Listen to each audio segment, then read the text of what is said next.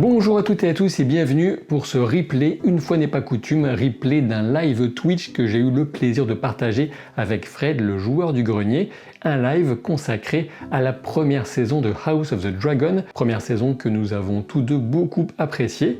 Et cette vidéo est organisée à l'occasion de la sortie en support physique ce 20 décembre de cette première saison. Ça sort en DVD, en Blu-ray, en Steelbook 4K que j'ai la chance d'avoir entre les mains, je vous le remets à l'endroit. L'Ultra HD, eh bien, ça a des gros avantages, notamment pour la qualité de certaines scènes, même de certains effets visuels. J'ai pu voir la différence et vous le verrez, j'en discute plus en détail avec Fred au cours de ce replay de live, puisqu'effectivement, lorsque c'était diffusé sur OCS, c'était uniquement en Full HD, mais là, en 4K, en Ultra HD, une belle différence, outre les bonus, bien sûr, et puis c'est quand même déjà l'occasion de récupérer cette formidable première saison. Je crois qu'on n'était pas beaucoup à s'attendre à un tel niveau de qualité, enfin vous avez dû suivre, j'espère en tout cas, mes avis et analyses, semaine après semaine, épisode après épisode. Et vous trouverez bien sûr un lien en description de la vidéo et en commentaire épinglé pour les supports physiques de cette première saison. Quoi qu'il en soit, je vous laisse en bonne compagnie. Bon, il y a moi, vous avez l'habitude. Et puis, le joueur du grenier, vous verrez qu'il a des choses intéressantes à dire sur cette première saison. Comme d'habitude, pensez à vous abonner à la chaîne, à laisser un pouce en l'air, à dire aussi en commentaire ce que vous pensez de ce replay de la première saison. Et puis voilà, à très vite pour de nouvelles aventures, genre tout de suite.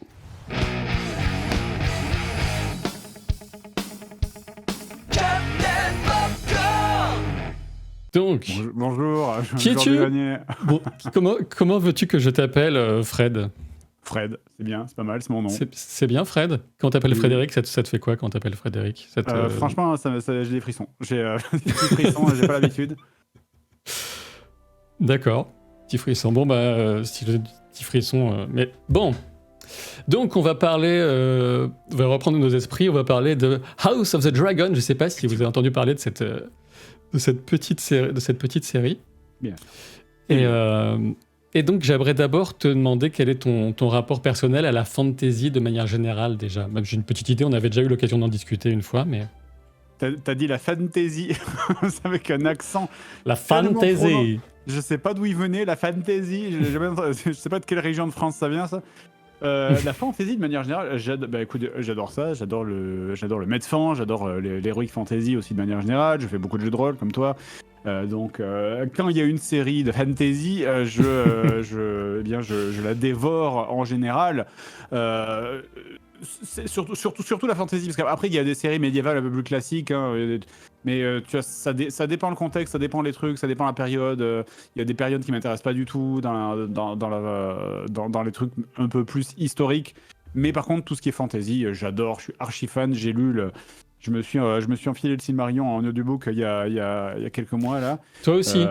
Et puis, oui, tu l'avais, mais tu l'avais déjà lu, non? Moi, je l'avais déjà lu, mais ça faisait longtemps, donc je l'ai réécouté en audiobook. Faut en vouloir pour réécouter le Silmarillion.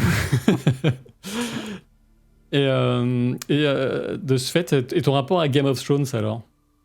Mon rapport à la vieille série, là, tu parles du coup. Oui. Vieille, oui, elle a quelques années maintenant. Game of Thrones, ça s'est fini quand? C'est fini à. C'était 2019, non? 2018? 2018? Ça passe vite, non. 2018? 4 ans? 4 ans? Je pensais que c'était 2019. Je pensais que c'était 2017. 2019, d'accord, ok. 2019. Moi, Game of Thrones, honnêtement, j'avais vraiment... je pense que c'est un peu la même chose, je veux pas être original. La première saison était un petit peu dure à démarrer, mais après, très très vite, vraiment, quand t'accroches au truc, ça devient incroyable, les acteurs sont fantastiques, c'est génial, c'est super. Je vais pas faire comme les gens qui ont dit « Ah ouais, à partir du moment où ça dépasse les livres, ça devient un chier ». Non, c'est pas vrai. Mais c'est vrai que la dernière saison... je leur en voudrais toute ma vie, je pense, vraiment. J'ai trouvé que la dernière saison était vraiment expédiée, mais en mode genre, on n'a pas le temps, faut qu'on se barre pour aller faire Star Wars. Et ça m'avait vraiment déçu. Mais c'est vrai que tu remarques qu'il y a une grosse différence entre le moment où enfin, du moins sur les 2-3 dernières saisons où tu sens qu'il faut finir les intrigues et donc on est là à faire, ça fait bataille, et on sort un peu de tout ce qui fait le sel de Game of Thrones, qui est finalement ce côté un peu diplomatie, jeu de mariage, jeu de... Enfin voilà quoi. Donc moi, après Bah, comme tout le monde, hein, la dernière saison, j'étais en mode, mais non, pitié, quoi. Parce que c'est con, parce que du coup, les gens, ils vont retenir que ça, quoi. Bon, après, moi, je trouve qu'il y avait encore. Enfin, bon, on va pas passer la soirée sur Game of Thrones, mais Bien sûr, bien sûr. j'avais beaucoup, beaucoup aimé les 2 premiers épisodes quand même de la dernière saison. Ah, mais moi Et, aussi. ouais. Moi aussi, moi Et aussi. certains, et puis bon, après visuellement c'était toujours au top. Mais de ce fait, quelles étaient tes attentes pour House of the Dragon? Parce que moi, en fait, j'avais aucun doute sur la qualité de House of the Dragon, à vrai dire. J'étais persuadé que ce serait bon. Je savais Bah, pas je savais pas à quel point ce serait bon, mais j'avais des craintes sur la réception qu'elle aurait du fait de la réception mitigée, on va dire, de la dernière saison de Game of Thrones. Moi aussi, je pensais honnêtement, d'ailleurs, quand le premier épisode de House of the Dragon est sorti, je l'avais dit sur Twitter, j'avais dit, j'ai l'impression que tout le monde s'en fout. Vraiment, j'avais l'impression que tout le monde s'en foutait, que c'est vraiment le truc, ça passait, c'était sorti. Ah oui, au fait, c'est sorti. Parce que c'est vrai qu'il y avait pas eu genre, tu sais, il y a pas eu la méga hype qui est montée avec, comme il y avait eu pour Le Seigneur des Anneaux, par exemple, où vraiment, tu voyais ça partout, tout le temps, c'est les semaines avant. Là, c'est vraiment sorti un peu en mode, c'est au fait. Et du coup, j'en attendais vraiment rien, parce que c'est vrai que je me suis dit, ah bon, franchement, je me suis dit, ah, ça va être, quand ça avait été annoncé, je me souviens m'être dit, ah, ça va être une préquelle de merde, juste pour gratter du pognon. Et en fait, ben non, pas du tout, parce que ce que je ne savais pas, parce que j'ai pas lu le livre, c'est que effectivement, c'est quelque chose qui est vraiment, qui a été écrit par Martin, qui est vraiment dans le livre, qui est qui est un truc part entière dans les livres. Et ben, franchement, j'ai été vraiment très très surpris Voilà. parce que c'est vraiment excellent, quoi. C'est vraiment genre, ça rappelle les meilleures saisons de Game of Thrones avec tout ce qu'on aime dans Game of Thrones, c'est-à-dire des complots, des mariages, des machins, etc. Enfin voilà, et c'est vraiment, moi j'ai vraiment sincèrement apprécié du coup cette saison, même si bon, j'avoue que je l'ai pas écouté dans les meilleures conditions parce que c'est vrai que je l'écoute, on avait avec ma femme en fait, on se regardait un épisode tous les soirs et j'ai attendu, j'ai pas regardé, moi j'ai vraiment attendu la fin pour tout regarder. Que tout soit disponible, ouais. Ouais, voilà, c'est ça. Et je l'écoutais avec un bébé qui pleurait pendant 80% de l'épisode à peu près. Donc, c'est vrai que là, je vais la réapprécier. Je pense que je vais la re-regarder de nouveau, mais avec le son, parce que aussi, je pense que ça ne sera que meilleur, à mon avis. Effectivement, moi, en fait, ce qui m'a surpris, c'était le niveau de qualité de cette première saison. Je savais que ce serait bien, mais je pensais pas que ce serait aussi bien. Et j'étais surpris aussi par le succès populaire qui a été ultra rapide avec des très gros chiffres annoncés par HBO et en plus l'augmentation au fil des épisodes. Donc toi, tu avais quel niveau de connaissance préalable à cette saison? Tu savais qu'il y avait un changement d'acteur en cours de saison. D'ailleurs, attention, si vous n'avez pas vu la saison, il y aura des spoils. Hein, là, pour l'instant, il n'y a pas trop, mais il y aura des spoils quand même, forcément, vu qu'on va discuter en profondeur. C'est la question que j'allais poser, effectivement, jusqu'à quel point on peut spoil ou pas. Non, honnêtement, je ne savais pas du tout ce que c'était. Ma seule connaissance entre guillemets de ce truc-là, c'est que j'avais vu. Il y a un truc qui est un arbre généalogique des Targaryens qui est très connu, qui a été fait. Je sais pas si tu veux, un dessin sur un fond de parchemin qui a été fait par je sais pas si tu vois, qui est en plus une amie à moi. Donc, qui avait été endorsé, qui a été validé par Martin lui-même. Donc c'était ma seule connaissance réellement de tout ce qui traînait autour des Targaryens en fait. Mais sinon ouais non je savais pas du tout à quoi m'attendre et il y a vraiment plein de choses qui m'ont agréablement surpris. C'est le côté mais après là je vais peut-être mentir sur d'autres questions donc je vais juste te dire ça et m'arrêter. Ouais. C'est le côté en fait pas cliché. C'est-à-dire, c'est vrai, le premier épisode, quand tu le vois, tu es en mode genre, ouais, c'est bon, le cliché de méchant, là, vas-y, c'est pas possible. Et en fait, bah, pas du tout. Parce que ce personnage-là ne reste pas méchant longtemps, entre guillemets, tu vois ce que je veux dire? Et des personnages que tu disais, ah, eux, ça va être les gens sympas, bah en fait, ça devient les connards. Et ça, j'ai adoré ce truc où tu ne vois pas venir qui va être vraiment l'antagoniste. Enfin voilà, ça, c'était vraiment chouette. Alors, pour un petit rappel, quand même, pour ceux qui seraient pas encore complètement dans le bain à House of the Dragon, ça se déroule 172 ans avant la naissance de Daenerys Targaryen. Alors Daenerys, ça vous dira rien si vous ne connaissez pas Goth, mais là j'en peux plus rien pour vous. Et là on est vraiment à un moment où la dynastie Targaryen est à l'apogée de sa puissance. Ils ont de nombreux dragons à leur service, au moins une dizaine. De ce fait, avec la puissance des dragons, il n'y a personne qui peut contester vraiment l'assise qu'ont les Targaryens sur la société féodale de Westeros. Puis société féodale donc forcément encore des familles très puissantes. D'ailleurs, vous voyez l'héraldique, les armoiries de la maison Hightower à côté de mon portrait, de la maison Velaryon à côté de la caméra de Fred. 2 maisons super importantes dans cette saison et très puissantes. Et en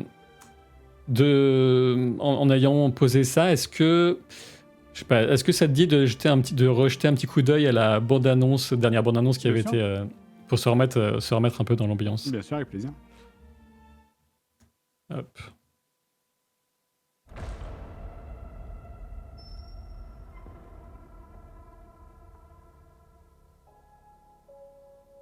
The dream. It was clearer than a memory. And I heard the sound of thundering hooves, splintering shields and ringing swords. And I placed my heir upon the Iron Throne. And all the dragons J'ai vu l'image subliminale. I consider the matter urgent. That of your succession.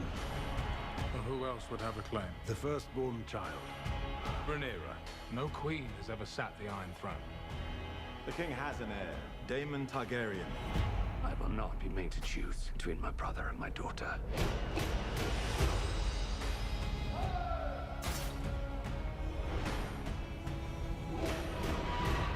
Rhaenyra's succession will be challenged. Knives will come out. You are the king.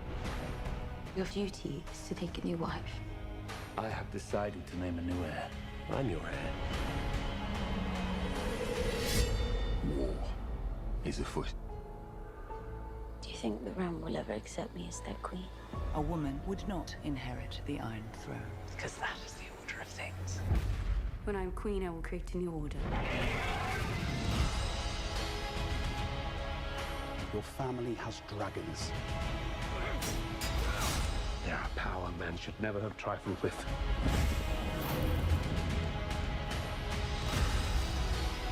If Rhaenyra comes into power, she could cut off any challenge to her succession. I am to inherit the Iron Throne. She will block my way.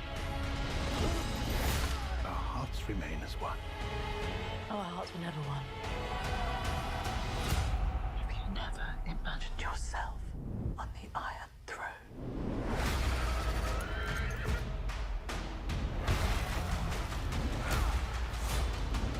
Where is duty? Where is sacrifice? How they see you as you are.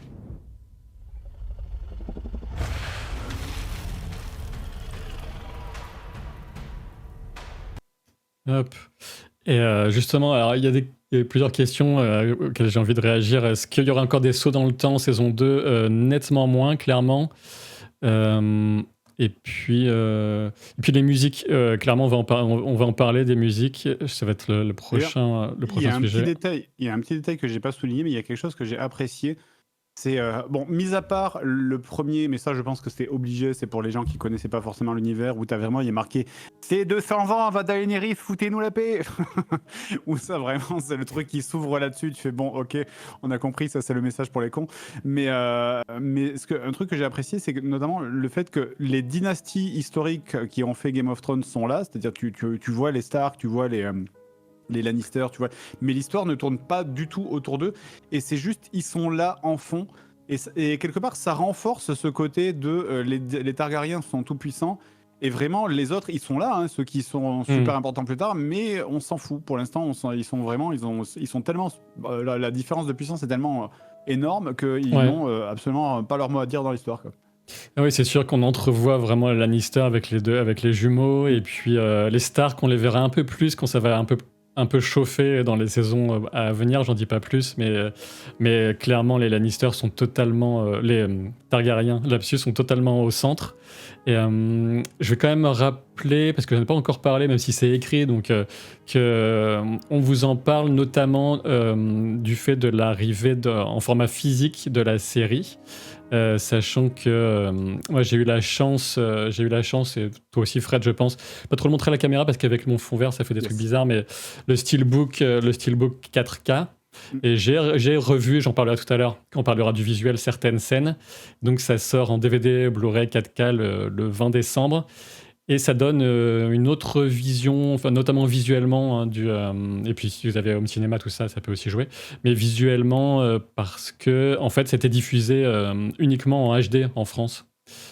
Pour l'instant. Ouais. Et en 4K, notamment sur la luminosité, enfin on va en parler, mais ça change pas mal de choses, et même sur certaines incrustations que je trouvais pas ouf à le premier visionnage, et là je trouve qu'elle passait mieux. Moi, il y a rien qui m'avait, en termes visuels, il y a rien qui m'avait choqué. Mais après, forcément, comme je l'ai vu en streaming, la qualité n'est pas la même que si tu le regardes en Blu-ray, quoi. Ah, ça c'est certain. Donc toi, t'as jamais lu les livres, t'as pas lu Fire and Blood, dont c'est l'adaptation? J'ai lu le tout premier roman de Game of Thrones, mais je t'avoue que par manque de temps, j'ai pas pu me consacrer à la suite, donc je me suis content.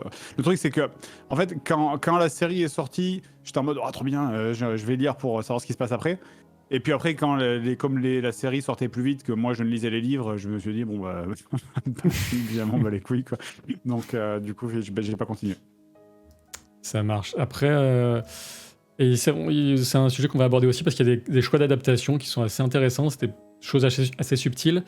Mais comme promis, j'en viens un peu à la musique. On retrouve Ramin Djawadi qui avait vraiment marqué de son empreinte Game of Thrones. C'est le moins qu'on puisse dire. Et déjà, on retrouve la musique d'intro de Game of Thrones et ensuite décomposé plein de variations pour accompagner les épisodes. Je pense que... Qu'est-ce que tu en as pensé, toi, de ce choix de reprendre la musique de Game of Thrones pour le générique de House of the Honnêtement, Dragon? ça m'a un peu surpris parce que je me suis dit, ah tiens, c'est un peu le choix de la facilité. Mais en fait, c'est surtout que là où le générique de Game of Thrones, la première série, était du génie, c'est qu'en fait, elle servait aussi à te donner une carte pour localiser, pour que tu saches, parce qu'il y avait tellement de trucs, tellement de lieux, tellement de name dropping, de villes, de pays, de machin, que c'était du génie de mettre vraiment la carte dans le générique, en fait. Comme ça, c'est comme... Moi, quand j'ai lu le Silmarillion, je l'ai fait avec une carte à côté, sinon je comprenais rien. Ouais, c'est sûr. Donc, et du coup, là, c'était vraiment génial. Et là, c'est vrai que c'était pas forcément comme tout se concentre... Et puis déjà, beaucoup des gens qui ont regardé la série sont des gens qui ont déjà vu Game of Thrones.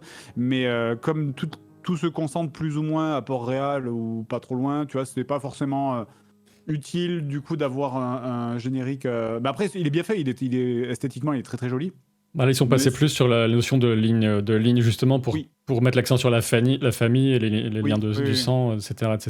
Peut-être qu'ils auraient pu, une idée, ça aurait été plutôt de le faire en mode genre c'est une carte, de le faire en mode un arbre généalogique, tu vois. Mais après, l'arbre généalogique des Targaryens, il est tellement complexe que ça aurait été...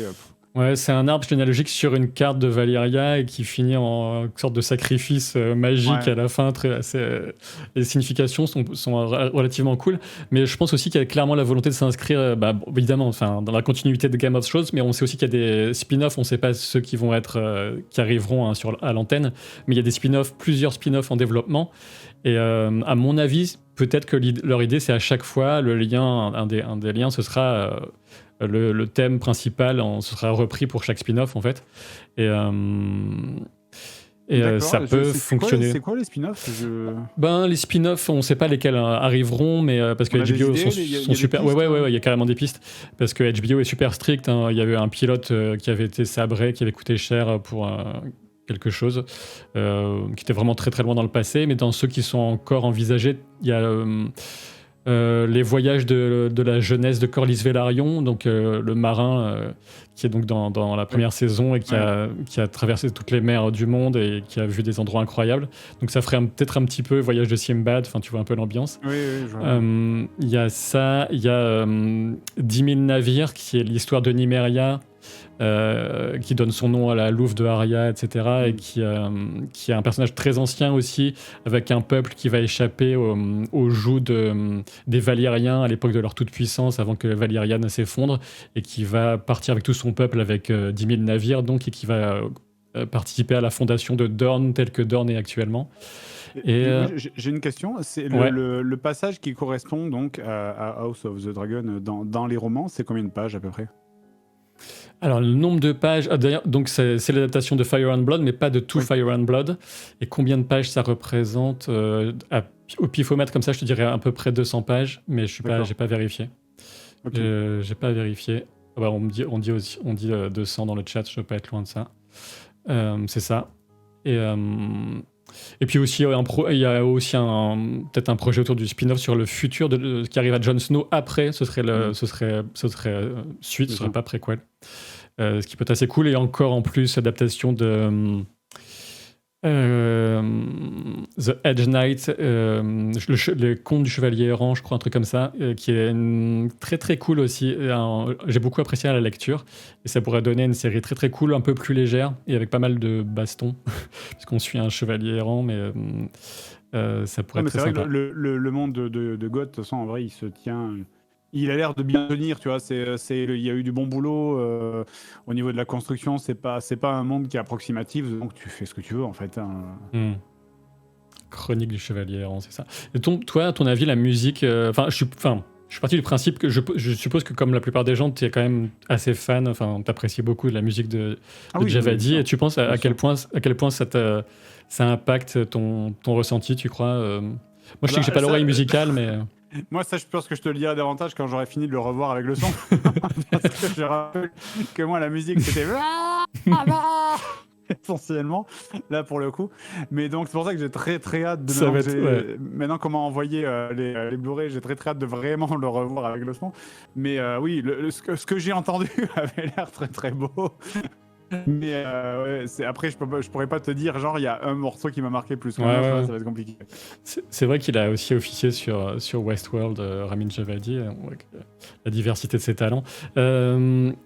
J'ai envie de partir rapidement sur un petit côté un peu plus. On se fait des petits choix, on essaie de se faire des. Déjà ou alors je te lance l'idée et tu réfléchis et tu réponds après. Mais si tu devais retenir 3 scènes marquantes pour toi de la première saison, ce serait quoi? Je te laisse réfléchir, on y revient ou t'as déjà ça devient tout de suite? Il faut que j'y réfléchisse. Ça marche. Le problème, c'est que si on part sur autre chose, je vais pas avoir le temps d'y réfléchir. Donc je vais essayer de les dire dans l'ordre. Y en a, en fait, c'est qu'il y en a pour différentes raisons. La première, ça va être... alors, rappelle-moi la date de début du premier épisode. C'est juste pour vérifier un truc. C'est le Grand Conseil de 101. Dans le monde, dans l'univers, tu veux dire Non, quand a été diffusé le premier épisode de House of the Dragon. Quand est-ce que ça a été diffusé? C'était pendant le mois d'août, ça devait être la dernière semaine... Le 22 août, merci. D'accord. La première scène qui m'a marqué, c'est la scène de l'accouchement, parce qu'en fait c'était genre 3 jours avant la naissance de mon gamin. Donc c'est vrai qu'on a regardé ça, on était en mode ah sympa. Elle est bien cette série. Donc voilà, ça c'était le premier truc, mais bon je peux pas contrôler les trucs qui nous a marqué. La deuxième scène, j'y réfléchis. J'y réfléchis, je dirais que ça serait... En fait, il y en a tellement. Je vais te dire celles dont je me souviens le plus. Hein. C'est le moment où tu as attends, putain. Est-ce que j'ai le droit de le dire? Attends. Parce que là c'est vraiment du méga spoil, là. Ah mais forcément on va faire du spoil, hein. Soyez prévenus, de toute façon là c'est pour discuter de la série, vas-y, c'est pas grave. Ouais, bah en gros c'est le moment où tu as l'oncle donc qui emmène sa nièce. Je vais te dire... Hein? Vas-y. Ok, d'accord, voilà. Donc bref, c'est le moment où ils sortent et que du coup ils vont, ils vont dans le bordel. Dans les bas-fonds, dans un lupanar. Dans les bas-fonds avec comment elle s'appelle l'actrice déjà, du coup, enfin Rhaenyra, du coup elle va avec Daemon, voilà c'est ça, je cherchais le nom du Daemon. Du coup c'est quand ils vont dans les bas-fonds et c'est vrai que je l'avais pas du tout vu venir parce que je me suis dit. Parce que vraiment, je les voyais genre ennemis, vraiment, tu sais, et du coup, quand ils sortent et qu'ils commencent à fricoter, j'étais en mode, ah ouais, ça, j'ai pas... Quoi? Choqué, bah t'as été choqué. Bah, en fait, au début, j'étais en mode, attends, mais c'est son tonton. C'est pas bien. Et puis après, je me suis dit, oui, mais en même temps, c'est les Targaryens, hein, donc c'est pas, non, ça va pas choquer. Je me suis dit, oui, bah, c'est normal pour. Puis bon, je veux dire, tout Game of Thrones, c'est l'histoire d'un frère qui baise avec sa sœur quand même, hein, donc voilà. Quoi. Donc non, mais c'est vrai que ça effectivement, je l'ai pas vu venir du tout. Et la troisième. Enfin, dis-moi les tiennes un petit peu là, que peut-être ça va me rafraîchir la mémoire. Tu veux copier sur moi Non, bien sûr. Donc, bah, moi, j'avais choisi en premier la mort de Aemma Arryn. Donc, l'accouchement, tout ça, parce que c'était une scène super forte, très, très dure, mais avec le choix que doit faire Viserys. Et ça posait tout de suite, c'est une thématique sur laquelle on va revenir après, mais ça posait quand même, avec tout l'amour qu'il a pour son épouse, et puis il y a tout l'enjeu royal de la succession, mais la place de la femme dans ce monde aussi. Mais la mort d'Aemma Arryn, c'est ma première. La deuxième, c'était le dernier repas de Viserys. Le dernier repas de Viserys, quand il est tout déglingué et qu'il y a un peu d'harmonie dans la famille pendant 5 minutes. Tu sens qu'il va cader dans la scène qui suit à ce moment-là. Mais il y a une douceur tout d'un coup, avec ces petits enfants qui dansent entre eux avec de la joie. Il voit ça, en fait, c'est vraiment, il voit ça, il se retire de la salle et il garde cette image. Pour lui, il garde cette image de sa famille où il a enfin réussi à accomplir ce qu'il avait toujours obsédé, réduire les querelles. Et je trouvais ça super beau et la musique a accompagné parfaitement le moment. Et mon troisième, c'est la toute dernière scène de la saison. C'est quand Rhaenyra a appris la mort de son fils Lucerys et qu'elle se retourne vers la caméra et tu dis ouh, ça va chier des bulles carrées en saison 2, ouh, ça va piquer. Moi, je sais c'est quoi la troisième. C'est la seule scène où j'ai tu sais, des fois quand tu regardes une scène un peu qui te prend, t'es en mode c'est un peu un truc tu respires un peu comme ça saccadé. Alors c'est un moment très précis. C'est le moment où Viserys veut monter sur le trône mais qu'il n'y arrive pas. Il y a d'abord un garde qui vient l'aider, il le refuse. Il va pour tomber et c'est son frère qui le soutient et qui le ramène jusqu'au trône, tu vois. C'est un excellent choix. J'ai failli prendre ça, j'ai vraiment hésité entre ça et le repas. Et enfin, moi, de mon point de vue, c'est un excellent choix. J'ai vraiment beaucoup hésité. Et je crois que j'ai l'image de ça. Attends. Et sachant que en fait ça s'est décidé au tournage, ça, parce qu'à un moment, je sais pas si tu te souviens, certainement, sa couronne tombe, la couronne de Viserys tombe, oui. Et Daemon la récupère et la repose sur sa tête. Et ça, c'était un accident de tournage. D'accord.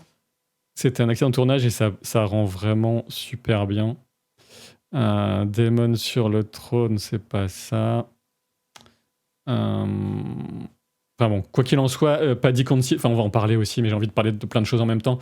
Mais Paddy Considine dans le rôle de Viserys, il est parfait. C'est vraiment une masterclass. Hein. Il est parfait. Non, il est vraiment parfait. En plus, ça change d'avoir ce roi un peu. Il a un côté un peu, je sais pas comment dire, Louis XVI. C'est-à-dire, c'est un peu affable. Tu vois ce que je veux dire, où tu sens qu'il veut. C'est la merde, mais il veut faire quand même le bien, tu vois, pour les gens, pour son peuple, pour sa famille. Enfin, tu vois, donc ça change, c'est vraiment ça tranche du côté. Je suis méchant, je suis le roi, j'ai les pouvoirs, donc je suis méchant. Enfin, voilà quoi. Et c'est le premier acteur qui a été casté par les showrunners, Paddy Considine. Je l'avais déjà vu dans une entre guillemets petite série, une autre série, mais là j'avais perçu que c'était un bon acteur, mais là c'est vraiment même. George Martin a dit en gros il a fait un meilleur Viserys que ce que j'ai écrit et j'ai envie d'aller arracher les pages que j'avais écrites et de le refaire quoi. Ouais, non mais c'est vrai que ça et même mais tous ils sont tous très bien. Franchement, je réfléchis je réfléchis au casting là, il y a personne qui m'a. Ouais, on va y revenir rapidement au casting, mais ils sont le cast est excellent carrément. Ouais. Et sur on a nos trois scènes marquantes à chacun. Sur le visuel, sur les pour moi, toi tu me disais qu'il y avait rien en négatif qui t'avait marqué a priori. sur le visuel, tu veux dire sur l'esthétique globale du. Ouais, l'esthétique, on va parler de non, décors, costumes. Pas du tout, les dragons sont vraiment bien faits. Le dragon qui m'a le plus impressionné, je crois que c'est celui qui devient le dragon. Alors, j'ai oublié le nom du dragon, par contre. Vagar. Mais c'est le plus Vagar. gros, là, celui qui est massif, qui est vieux, qui a la gorge qui pendouille comme ça. Ouais, je pense que C'est Vagar. C'est Ouais, Vagar, ça. c'est celui de Aemon. Oui, ouais, c'est ça, qui m'a vraiment. Lui, il m'a vraiment. Mais même Aemon, c'est celui qui a un cache-œil, on est d'accord. Absolument. Oui, Je vais l'afficher normalement. Ouais, c'est bien ça. C'est bien ça. Hum. Lui aussi, il est juste parfait dans son rôle de jeune con. Vraiment, il est. Non, ils sont tous super bien castés. Vraiment, non, ouais, c'est. Le voilà, Aemon. Le côté où oui, lui, il est fantastique. C'est Dark Legolas. Il est parfait. Et j'ai pas vu du tout. C'est la reine Vicente, c'est bien ça le nom. Alicent. Alicent, ouais. Alicent. Ouais. Je ne m'étais pas douté une seconde que ça deviendrait elle la méchante entre guillemets de la deuxième partie de l'aventure. En fait, c'est ce qui est vraiment super et ce qui est même mieux que Game of Thrones, c'est que dans Game of Thrones, tu vois, les Lannister, bon, à part Jaime, mais genre, c'est vraiment genre les méchants de dessin animé. C'est surtout dans les dernières saisons, ça devient. Cersei, ça devient absurde, quoi, tu vois. C'est vraiment. C'est s'habille en noir, et en mode, on va tous les tuer. Oui, mais après, regarde, si on les tue, on meurt aussi. On va tous les tuer. C'est la reine sombre, ouais, c'est sûr. Ouais, et ça va trop loin, je trouve, dans les dernières saisons de Game of Thrones avec Cersei.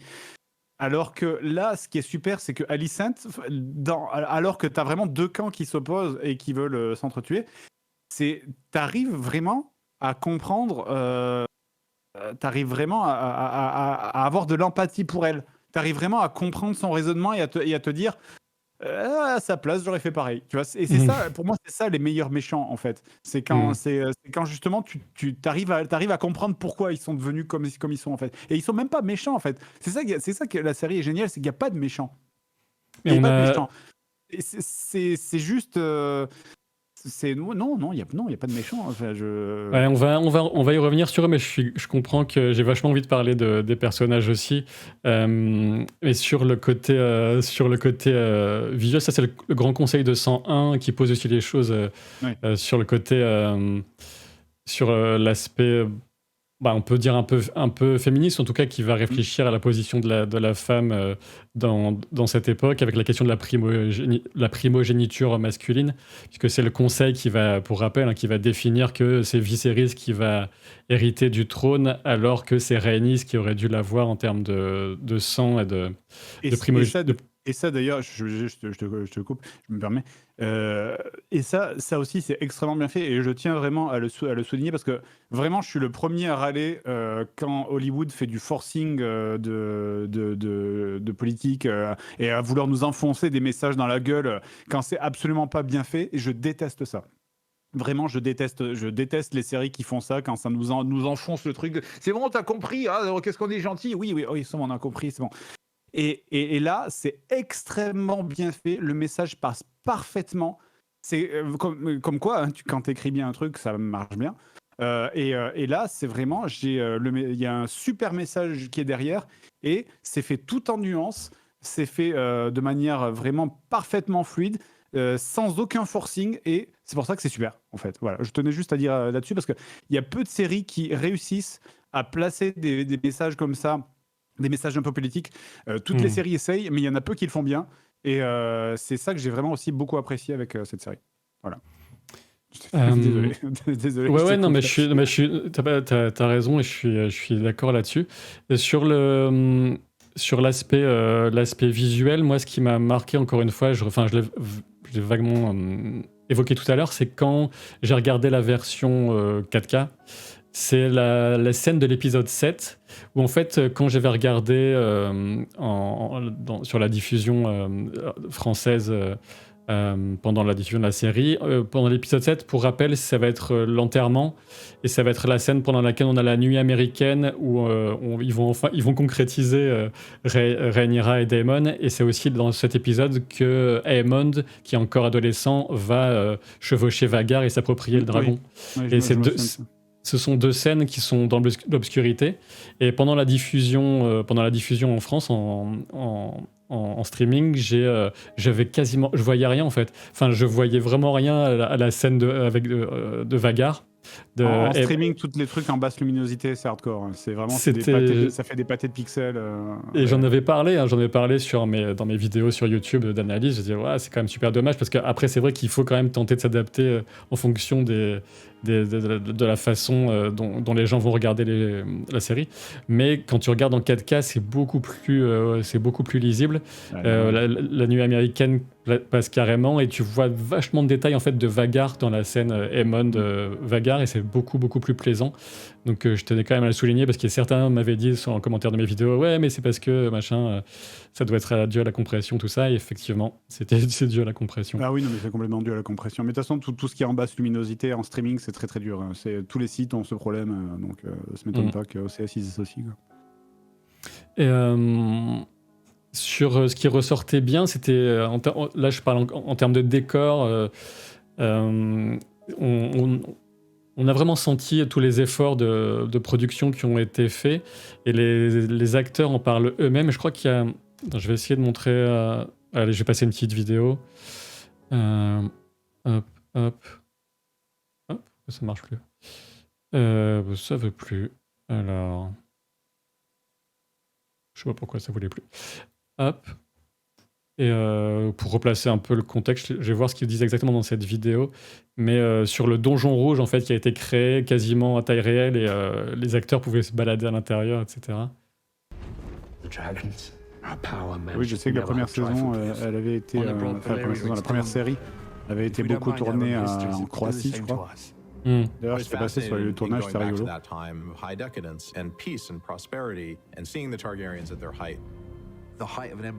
Là, comme il souligne, là on a les deux showrunners, Kondal qu'on a vu juste avant, et lui c'est Miguel Sapochnik, qui était un des grands réalisateurs des batailles de Game of Thrones, qui est connu par la bataille des bâtards, etc. La longue nuit. Et en fait, je trouve qu'ils ont vraiment bien rendu aussi, c'était leur objectif, hein, ils en parlent dans les bonus aussi en 4K du Blu-ray, qui voulait vraiment rendre l'opulence et la décadence de cette dynastie Targaryen au fait de sa puissance. Et ben, tu as tous les orgies qu'on voit qui sont sur les tapisseries à l'intérieur. Tu vois le fast, quand tu compares vraiment avec, notamment, enfin évidemment avec les premières saisons de Game of Thrones, le tournoi est super impressionnant, les costumes sont ultra riches. Et puis donc il y a tout ce travail sur le donjon rouge, puisque pour rappel, le donjon rouge, c'est un peu le premier... c'est la première grande bâtisse que les Targaryens ont construit à Port-Réal, King's Landing. Le nom King's Landing, c'est parce que c'est là que les Aegon a accosté, je trouvais plus le terme, désolé, a accosté avec ses troupes, etc. Et c'est là ils ont vraiment bâti le donjon rouge. C'est vraiment le premier symbole de puissance des Targaryens. Usually means the height of its technology, and so we had to show this idea that this was an opulent and decadent group of people. So you get to see what the realm looks like before it descends into the detritus and post-decadence of war that you see in the original series. Jim and his team created this really immersive environment for not only the cast but the crew to realize this world and again immerse people into something. The Red Keep composite was the jewel of the whole piece for me, because that's where the bulk of the action is taking place in this season. So I introduced this big staircase as a sort of symbol of power, and that it was a sense of parliament as well as just the home of the family. And the composite also allows lots of positions to observe the little pockets of conversations that are going on, to add to the intrigue and the conspiracy that must go on all the time in those places. Et ça me fait penser aussi, en voyant ces images, ça me fait penser à la maîtrise de la lumière aussi dans la série, parce que quasiment tous les éclairages d'intérieur sont uniquement en lumière naturelle. Et ils disaient qu'ils avaient vachement chaud d'ailleurs pendant les tournages parce qu'il y avait beaucoup de flammes. Et la lumière rend vraiment super bien. Enfin, ça va être que des superlatifs, mais vraiment, j'ai trouvé que la lumière était super bien gérée sur la série, quoi. C'est comme si les mecs avaient un peu d'expérience. Je sais, mais ça m'a impressionné. Il y a quelqu'un qui disait, est-ce que c'est Maegor le Cruel, le donjon rouge? Alors, je crois que le donjon rouge, il y a une première version, qu'après ça a été rasé et reconstruit. C'est une histoire comme ça avec Maegor. All built in, it's not on separate stages, which was really fun to play with and it was incredible. Wow, I've never been on a set like the Red Keep. Part of the discussion about the Red Keep and all of the familiar locations, particularly the familiar sets, is I need to be able to shoot in every direction without it becoming a visual effect, and you can certainly do that on the Red Keep. We were 200 years in the past. Là, par exemple, cette incrustation-là du lieu où de cette monument dont je sais pas pourquoi le nom m'échappe et où les dragons sont gardés. C'est là où ils font la réunion dans la saison la dernière, je sais pas, la dernière. Oui, dans les ruines. Ouais, on en voit les ruines dans Game of Thrones. Dragon Pit, c'est ça en anglais. Mais le nom français me revient pas. Et en fait, en 4K aussi, l'incrustation passait vachement mieux pour moi que quand je l'avais vu. C'est juste pour dire ça. C'était une des incrustations qui m'avait un peu choqué. Enfin, moi, je fais pas mon choqué, genre, c'est moche, tout ça, parce que je sais que les efforts qu'il y a derrière. Mais voilà, comme dans mes vidéos, il fallait quand même que je souligne. Après, moi, je pense, maintenant que tu le dis, c'est vrai que ça m'a fait tiquer aussi. Mais je pense que c'est aussi parce que le bâtiment est tellement démesuré par rapport au reste de toute la ville, que c'est vrai que ça fait vraiment genre c'est là, la quête elle est là. Ça fait un peu ce truc de côté jeu vidéo là. Mais, ça passe mieux en 4K et on reparlera tout à l'heure. Je vois que ça discute et vous avez raison, c'est cool dans le chat des personnages et qui est méchant, qui est gentil. Est-ce que Rhaenyra en fait c'est la méchante? Est-ce que c'est Alicent? Et en fait, comme disait Fred tout à l'heure, en fait il y a pas. C'est ce qu'a voulu l'auteur. Enfin, l'auteur, il y a très peu de véritables méchants. Il y a Larys Fort qui fait vraiment lui pour il fait presque méchant de bande dessinée, mais on pourra en reparler un petit peu. Mais ça fait plaisir d'avoir aussi un vrai méchant aussi en quelque sorte.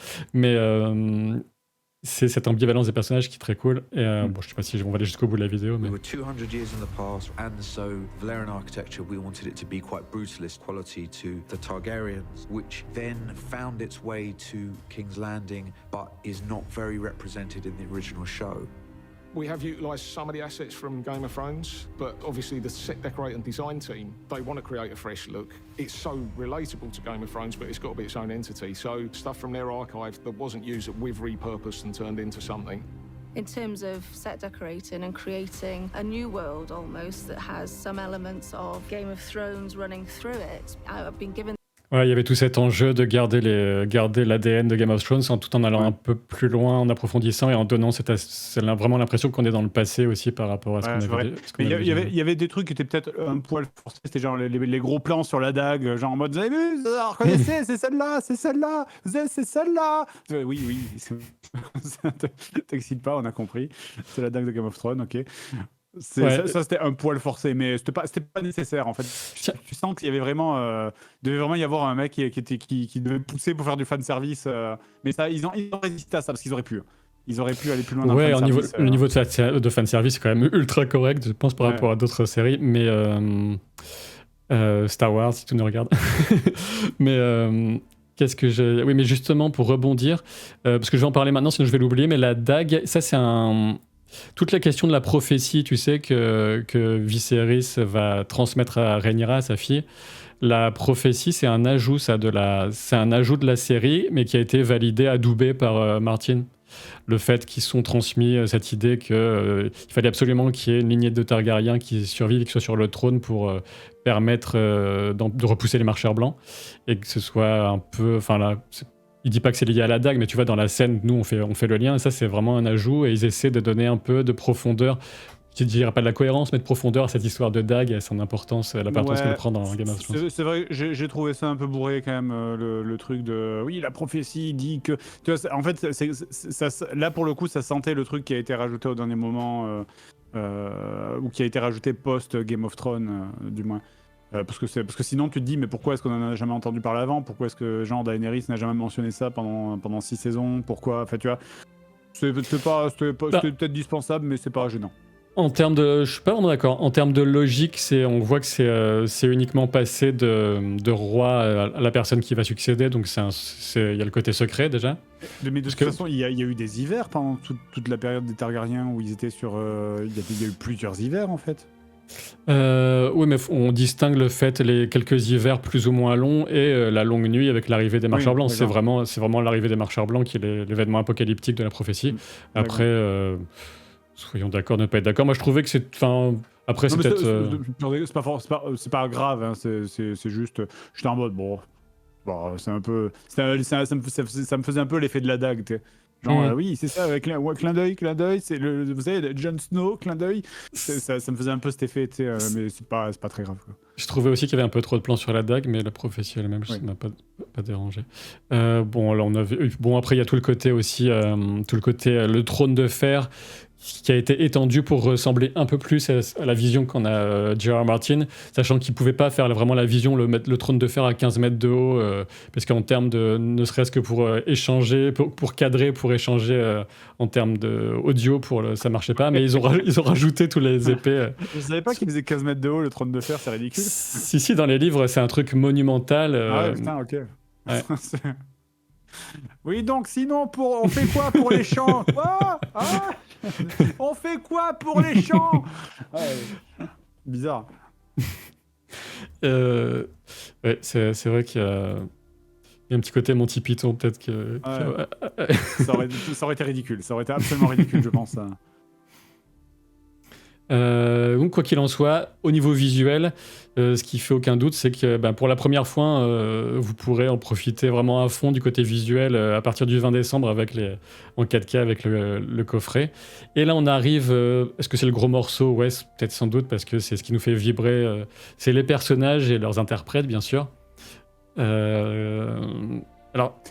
J'avoue qu'heureusement qu'il ne fait pas 15 mètres d'eau, parce que le pauvre Viserys dans l'épisode 8. Ça aurait fait. Quelle galère, quoi. Ça fait la glissade de. C'est tout le monde qui est un temps en bas depuis 1 heure. Est-ce qu'il va y arriver? Est-ce qu'il va pas y arriver? Oh non, il est tombé. Non.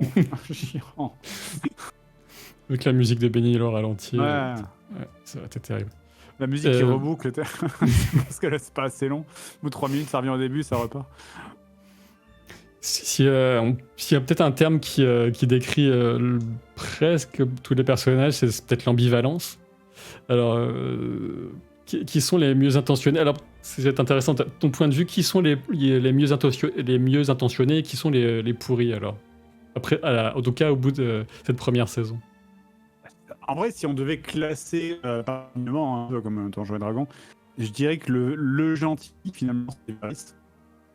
Le gentil, c'est Viserys. Ouais. Ah oui, je pense que le gentil, Viserys. Parce que lui, il veut juste qu'il n'y ait pas de guerre après lui, il veut que toute sa famille s'aime bien, et voilà.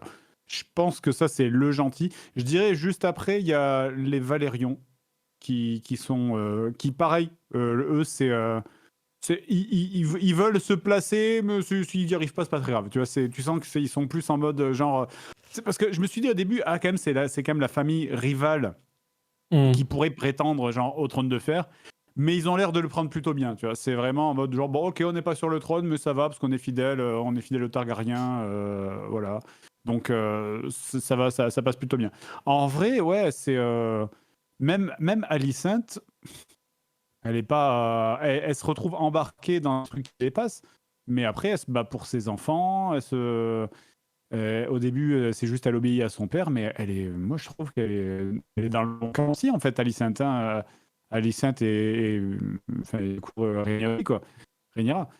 Parce que même le père d'Alicent, on pourrait dire, ah oui, mais le père d'Alicent, c'est lui le méchant.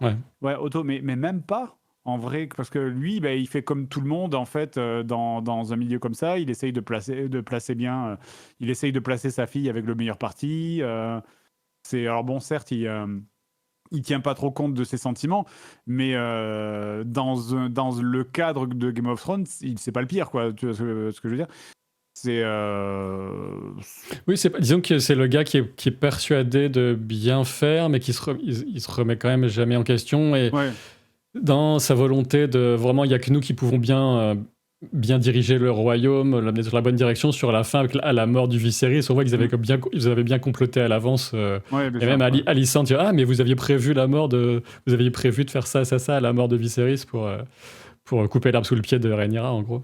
Ouais. Ben, après, oui, mais en fait, je le visualise pas comme un méchant parce que c'est juste, il est ambitieux.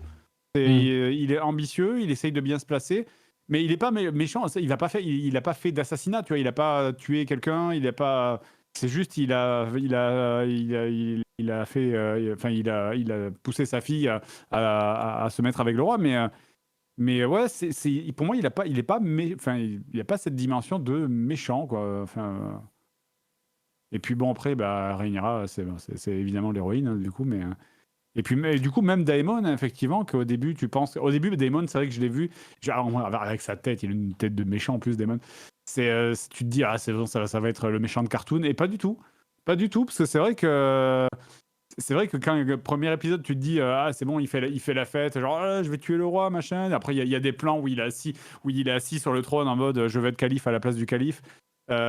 Et vraiment, et en fait, non, ça se retourne complètement. Et puis finalement, surtout après le jump dans le temps, ce genre, ça va, il est bien, il a sa petite vie, il essaye même pas de revenir sur le trône.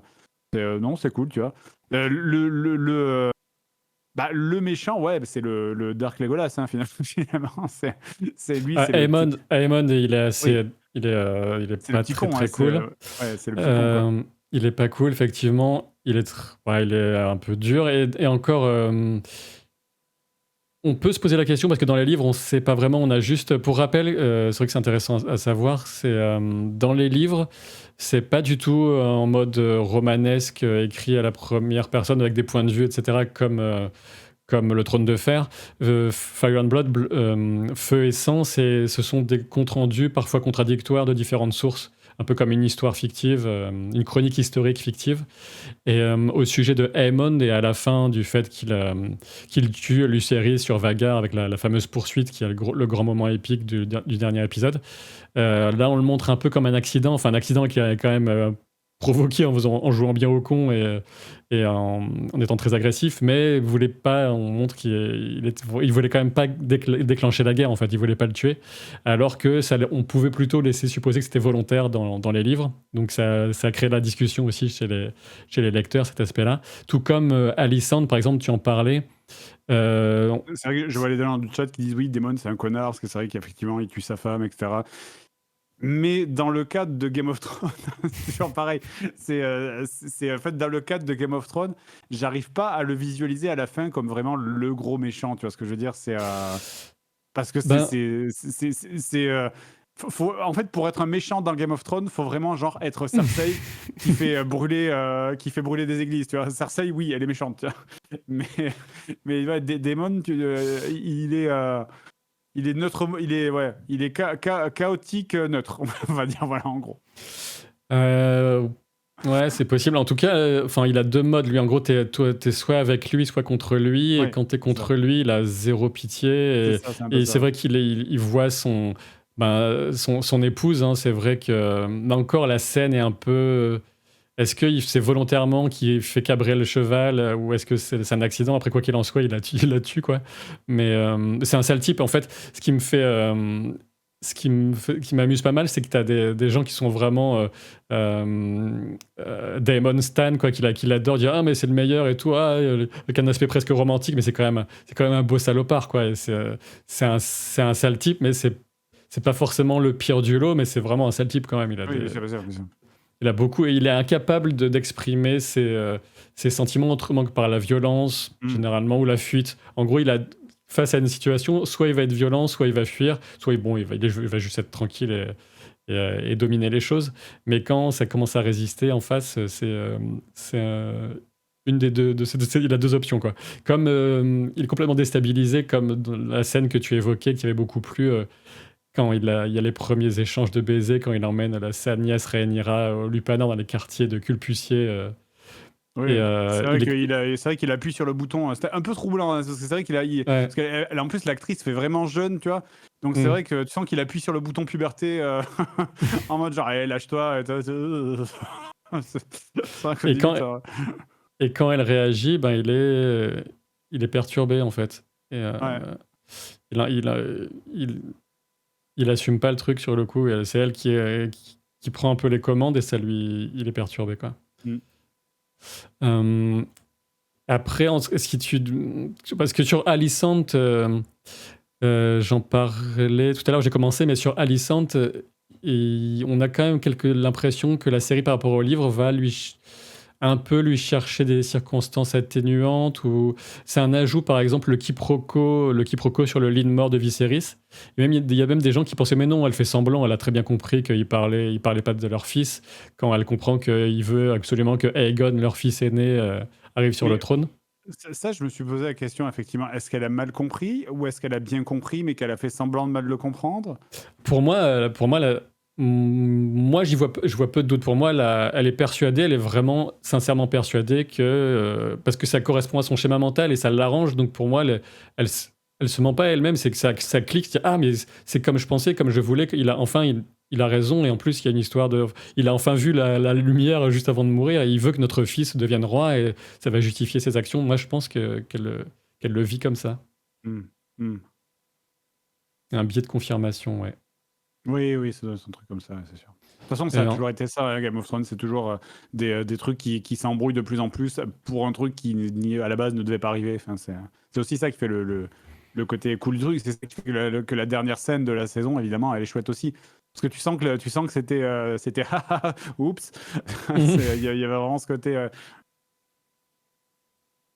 Exact. Et entre Alicent et Rhaenyra, c'est vrai que certains le soulignaient dans le chat, mais Rhaenyra, c'est quand même elle qui va faire le plus d'efforts en deuxième partie de saison pour que ça n'arrive pas à la guerre.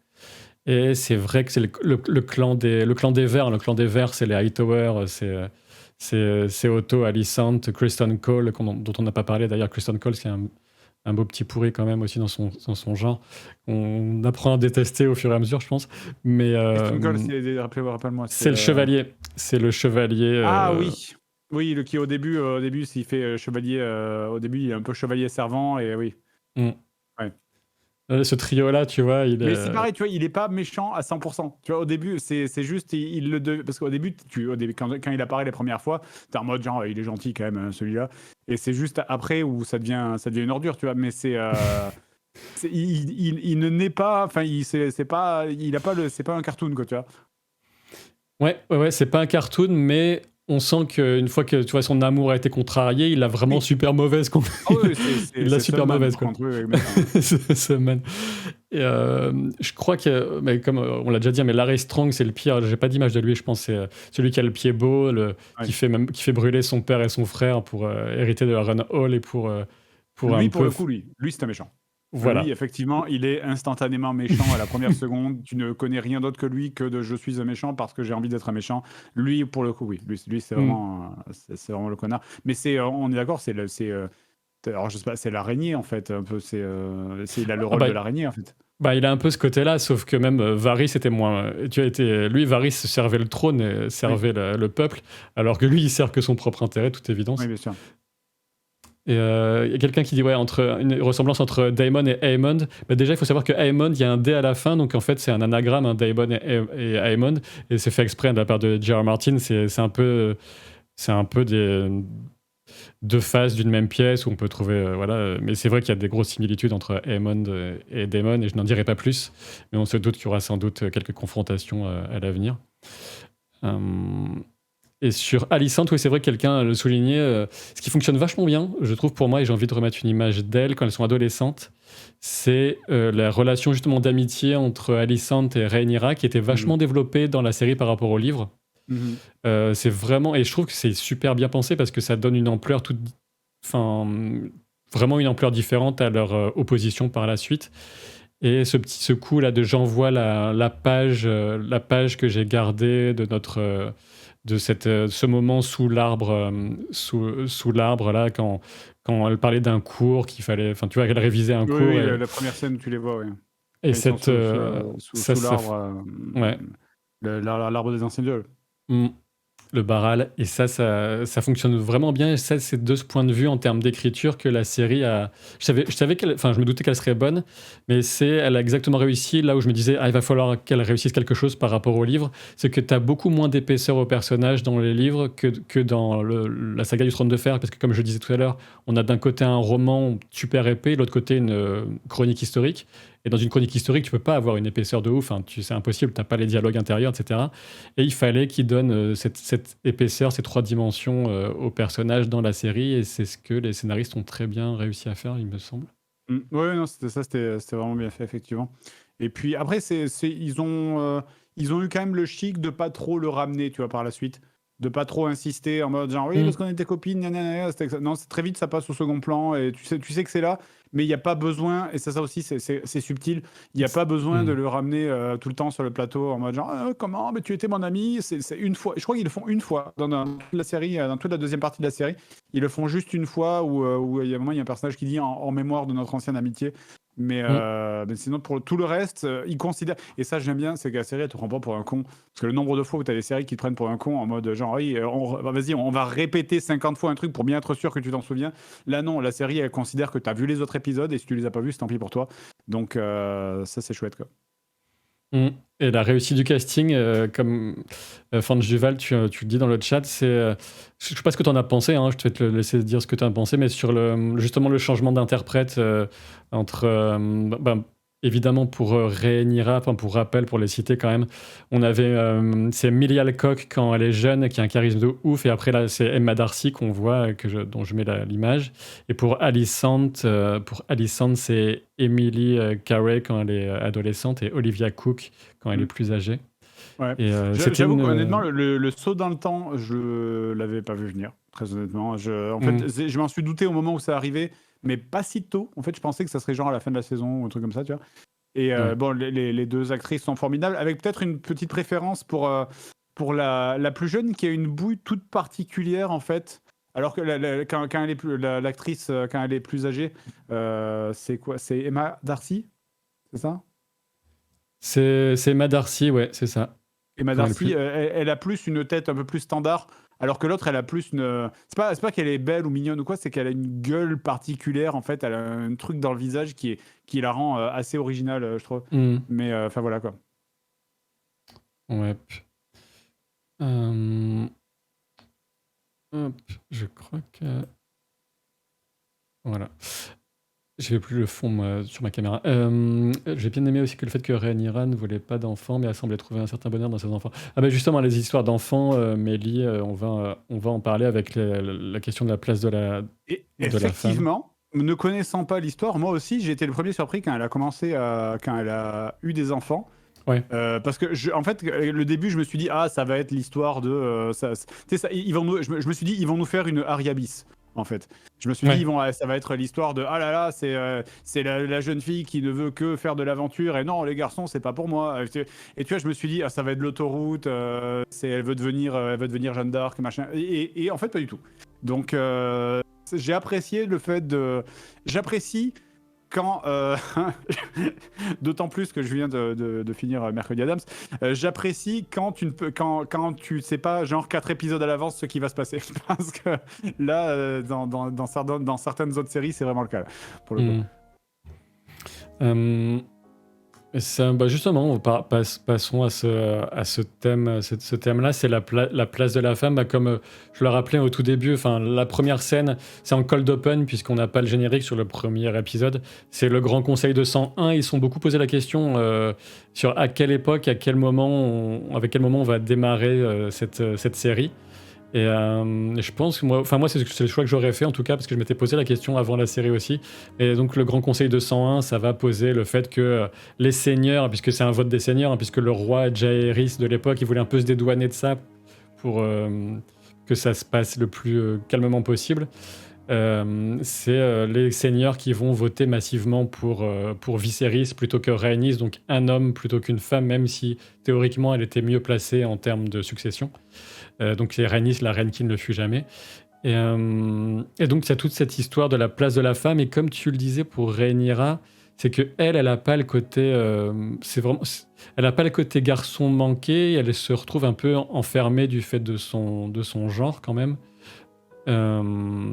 Et sans avoir l'option je vais partir à l'aventure parce qu'elle a toute cette charge qui pèse quand même sur elle. Elle a aussi l'ambition et en même temps après quand ça se concrétise la charge, surtout avec la prophétie qui lui a été confiée, de assurer et vraiment faire en sorte que la lignée targaryenne se perpétue et de ce fait ça la lance tout de suite sur cette nécessité d'avoir des enfants aussi quoi. Oui, non, mais c'est ça aussi justement ce que je disais, c'est que l'autoroute ça aurait été le côté je suis une fille, j'aime pas les garçons, ce que je veux c'est vivre des aventures, donc je me marierai jamais, et ah là là, ça met ma dynastie en danger. Ça c'est l'autoroute, tu vois. Mais ils ont pas pris l'autoroute, et très vite elle revient sur les rails de ah oui mais quand même j'ai des responsabilités, et le personnage il switch à un moment donné où vraiment, je sais plus à quel moment mais je me suis fait la réflexion où vraiment c'est très brutal, où le personnage de Rhaenyra switch en mode genre j'ai des responsabilités, il faut que j'assume. Et c'est là où ça permet de lancer toutes les intrigues justement qui vont après quoi. C'est sûrement qu'au moment où il la reconnaît comme héritière légitime et puis après assez rapidement, si je dis pas de bêtises, on a le saut dans le temps. Ouais. Le saut dans le temps c'est entre l'épisode 5 et 6, ça c'est sûr. Ça va assez vite ouais. Et puis je crois que c'est en fin d'épisode 5 qu'on a cette...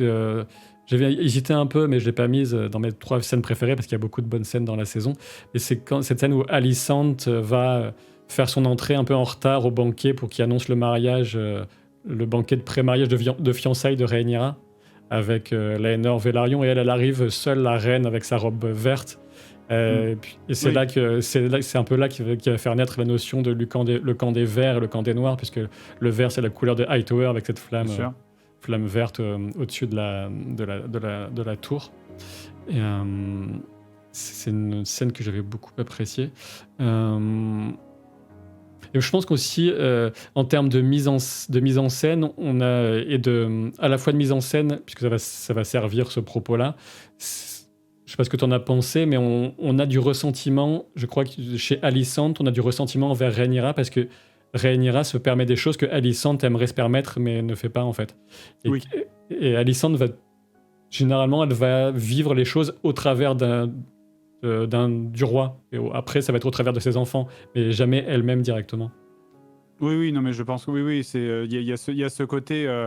Moi j'ai, en fait c'est-à-dire que Rhaenyra, en fait c'est que Alicent a été obligée d'obéir à son père, Rhaenyra a choisi d'obéir à son père. Ouais, exactement. Et il y a cette différence effectivement on est dans la même situation toutes les deux, mais toi c'est ton choix, moi j'ai été obligé. Et je pense que c'est ça le truc derrière en fait. Il y a Serge Iniesta qui nous dit Rhaenyra c'est l'enfant pourri gâté. Alors, il y a un petit côté... C'est peut-être le cas au début, ça ne l'est pas après je trouve. Ouais, on est d'accord. On sort très vite de ce côté de elle est pourri gâtée, parce que très vite elle choisit d'assumer justement et elle le choisit. C'est ça qui est important, c'est la notion de choix aussi. Elle choisit d'assumer réellement. Il y a la notion de compétence aussi. Une autre scène, parce que je disais, il y a une scène marquante, quand ils sont en extérieur dans leur pavillon de chasse, tu sais, et t'as le roi qui va être tenté avec les hommes qui vont tenir un cerf pour le tuer à coups de lance et tout, et elle rentre avec, c'est quoi déjà, c'est un sanglier, c'est un énorme sanglier qu'elle a achevé elle-même, un truc comme ça, et t'as le petit côté, ah ouais, elle a vraiment le sang targaryen qui coule dans ses veines, et elle a la compétence en fait.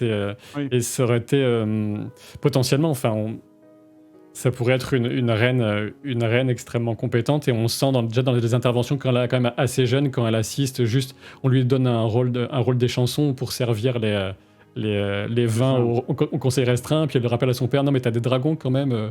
C'est par rapport. Mais c'est de toute façon en vrai cette notion de compétence. Ouais, j'essaie de réfléchir. C'est pareil, en fait, la question se posait aussi un petit peu dans la vieille série Game of Thrones, où tout le monde se disait ça aurait été qui finalement le meilleur roi.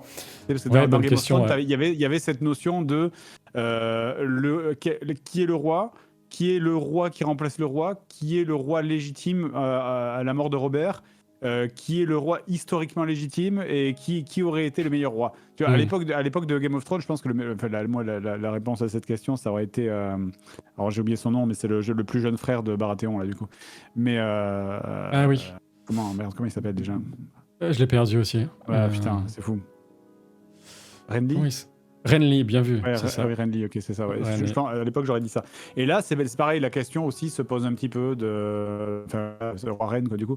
Mais oui, Rhaenyra, effectivement, elle a les compétences là où Daemon aurait été trop brutal. Mais en vrai, c'est ça aussi, c'est que Viserys a plein de fois dans la série. Moi, Viserys, j'étais persuadé qu'il mourrait à l'épisode 2. Quoi. Tu vois, c'est à un moment donné. Je crois qu'à un moment donné, il tombe. Il y a plein de moments dans la série où genre il fait et fondu au noir. Et tu dis et juste après il fait non, ça va. En mode vraiment, c'est genre la reine Elisabeth qui veut pas canner. Et plein de fois, je crois il fait ça au moins 2 ou 3 fois dans la série. Et à chaque fois, je me suis fait avoir. Quoi. Ma copine était sûre qu'il était mort aussi, je sais plus si c'est... Parce qu'il tombe à un moment comme ça couronne tombe de son front, et je sais plus si c'était à la fin de l'épisode 5 ou avant le saut dans le temps, je sais plus, j'ai un doute. Ou peut-être un peu après. Il va falloir que je revoie la saison. Ouais. Et donc on a déjà parlé tout à l'heure, parce que tu l'as déjà dit que tu trouvais que c'était bien géré, mais entre le choix le choix terrible que fait Viserys là avec... essayer de sauver le bébé alors que c'est un peu mort et faire subir à sa femme le truc dans le premier épisode là, avec l'accouchement de l'enfer. Alors moi d'ailleurs, la mort du bébé dans le fin du premier ou second, je sais plus. Je l'avais pas calculé tout de suite. En fait, c'était tellement c'est parce que c'est ma femme qui m'a fait remarquer genre oui mais parce qu'on l'entend faire le bébé. C'est ça. Ouais. Mais c'est vrai que quand t'as toi-même un bébé, tu fais non c'est bon, c'est normal. du coup, parce que oui, il fait des bruits chelous, mais c'est normal, c'est un bébé quoi. Et du coup je l'avais pas calculé de suite qu'il était mort en fait. Donc voilà, il a fallu attendre la scène de l'enterrement pour... Et justement, scène de l'enterrement, parce qu'on a dit beaucoup de bien de Viserys, mais quand même, c'est quand même pas le meilleur pour prendre ses responsabilités au moment où il faudrait. Hein. Il veut faire plaisir à tout le monde. Et là, c'est là où on voit que c'est vraiment le passage rude à l'âge adulte pour Rhaenyra, qui doit elle-même donner l'ordre à son dragon d'incinérer ce frère mort-né. Ouais. Et c'est parce que Viserys est complètement abattu, il n'a pas le courage de le faire. Et voilà, déjà, on a vraiment cette opposition de caractère qui laisse supposer que peut-être, bien entourée, elle aurait fait peut-être une meilleure reine que lui n'aurait été un roi. Même si, bon, il s'en sortait pas mal et que ces gamins qui foutent un peu la merde, mais... Disons que Viserys, il y a un peu ce côté roi mou, en fait, tu vois, c'est... mais qui est pas, mais c'est pas grave, parce qu'il y a aussi ce côté roi en temps de paix en fait, c'est où Jean Viserys, c'est parce qu'avant lui il y a eu des guerriers, des mecs qui ont conquis des trucs à d'autres dragons, et lui il est là à devoir gérer les impôts, enfin voilà. Et ouais, il y a un petit côté François Hollande un petit peu, je ne sais pas le dire, mais c'est vrai, c'est un petit peu mou, et un petit peu, voilà, il est là, il fait des trucs, il est entre deux rois, il y a un roi qui a marqué l'histoire avant lui, il y en a un qui marquera l'histoire après lui, et lui il est au milieu, il faut bien quelqu'un entre les deux. Quoi, lui, c'est vrai qu'il arrive un peu à l'équivalent, c'est Flamby of Thrones, et il arrive un peu après l'équivalent de Louis XIV, hein, parce que le précédent de Jaehaerys, elle a régné pendant, je sais plus, 50 ans et plus, et ça amène vraiment à cette apogée Targaryen avant ce qu'on a bien compris qu'il y aurait une guerre civile, une guerre civile entre eux, c'est bien parti pour. Et sur la... Bon, de toute façon, est-ce que la série... C'est marrant parce que la série, est-ce qu'elle en fait trop ou pas assez? Tu as déjà répondu à cette question sur le côté la place de la femme. Parce que dès qu'on parle de ces questions-là, et j'ai des commentaires en ce sens, très peu, mais bon, qui me marque aussi quelquefois sur mes vidéos, c'est le côté « Ah, mais il y en a marre de leur propagande féministe, etc. » Et par ailleurs, j'aurais dû lire l'article, mais je ne l'ai pas lu, mais il y a apparemment des articles qui disaient que « Ah, mais c'était terrible la façon dont on représentait la femme dans la série, que c'était inadmissible, etc. » Donc on avait un peu les deux extrêmes. Et moi, je trouve justement que c'était super équilibré, très subtil et très bien placé. Moi, je pars du principe qu'à partir du moment où les deux extrêmes râlent, c'est que t'as visé plutôt bien. Moi je pars de ce principe-là. Mais non, ça on en avait déjà parlé, mais non, moi j'ai vraiment au contraire trouvé ça bien fait. J'ai que 2 exemples de séries où c'est bien fait comme ça, où t'as vraiment un message politique un peu féministe, progressiste qui est bien fait. C'est House of the Dragon. Et l'autre, c'est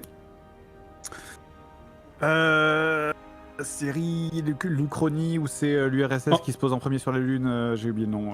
For All Mankind. For All Mankind. Où là pareil, je trouvais que il y avait un fort message féministe, mais qui était bien fait.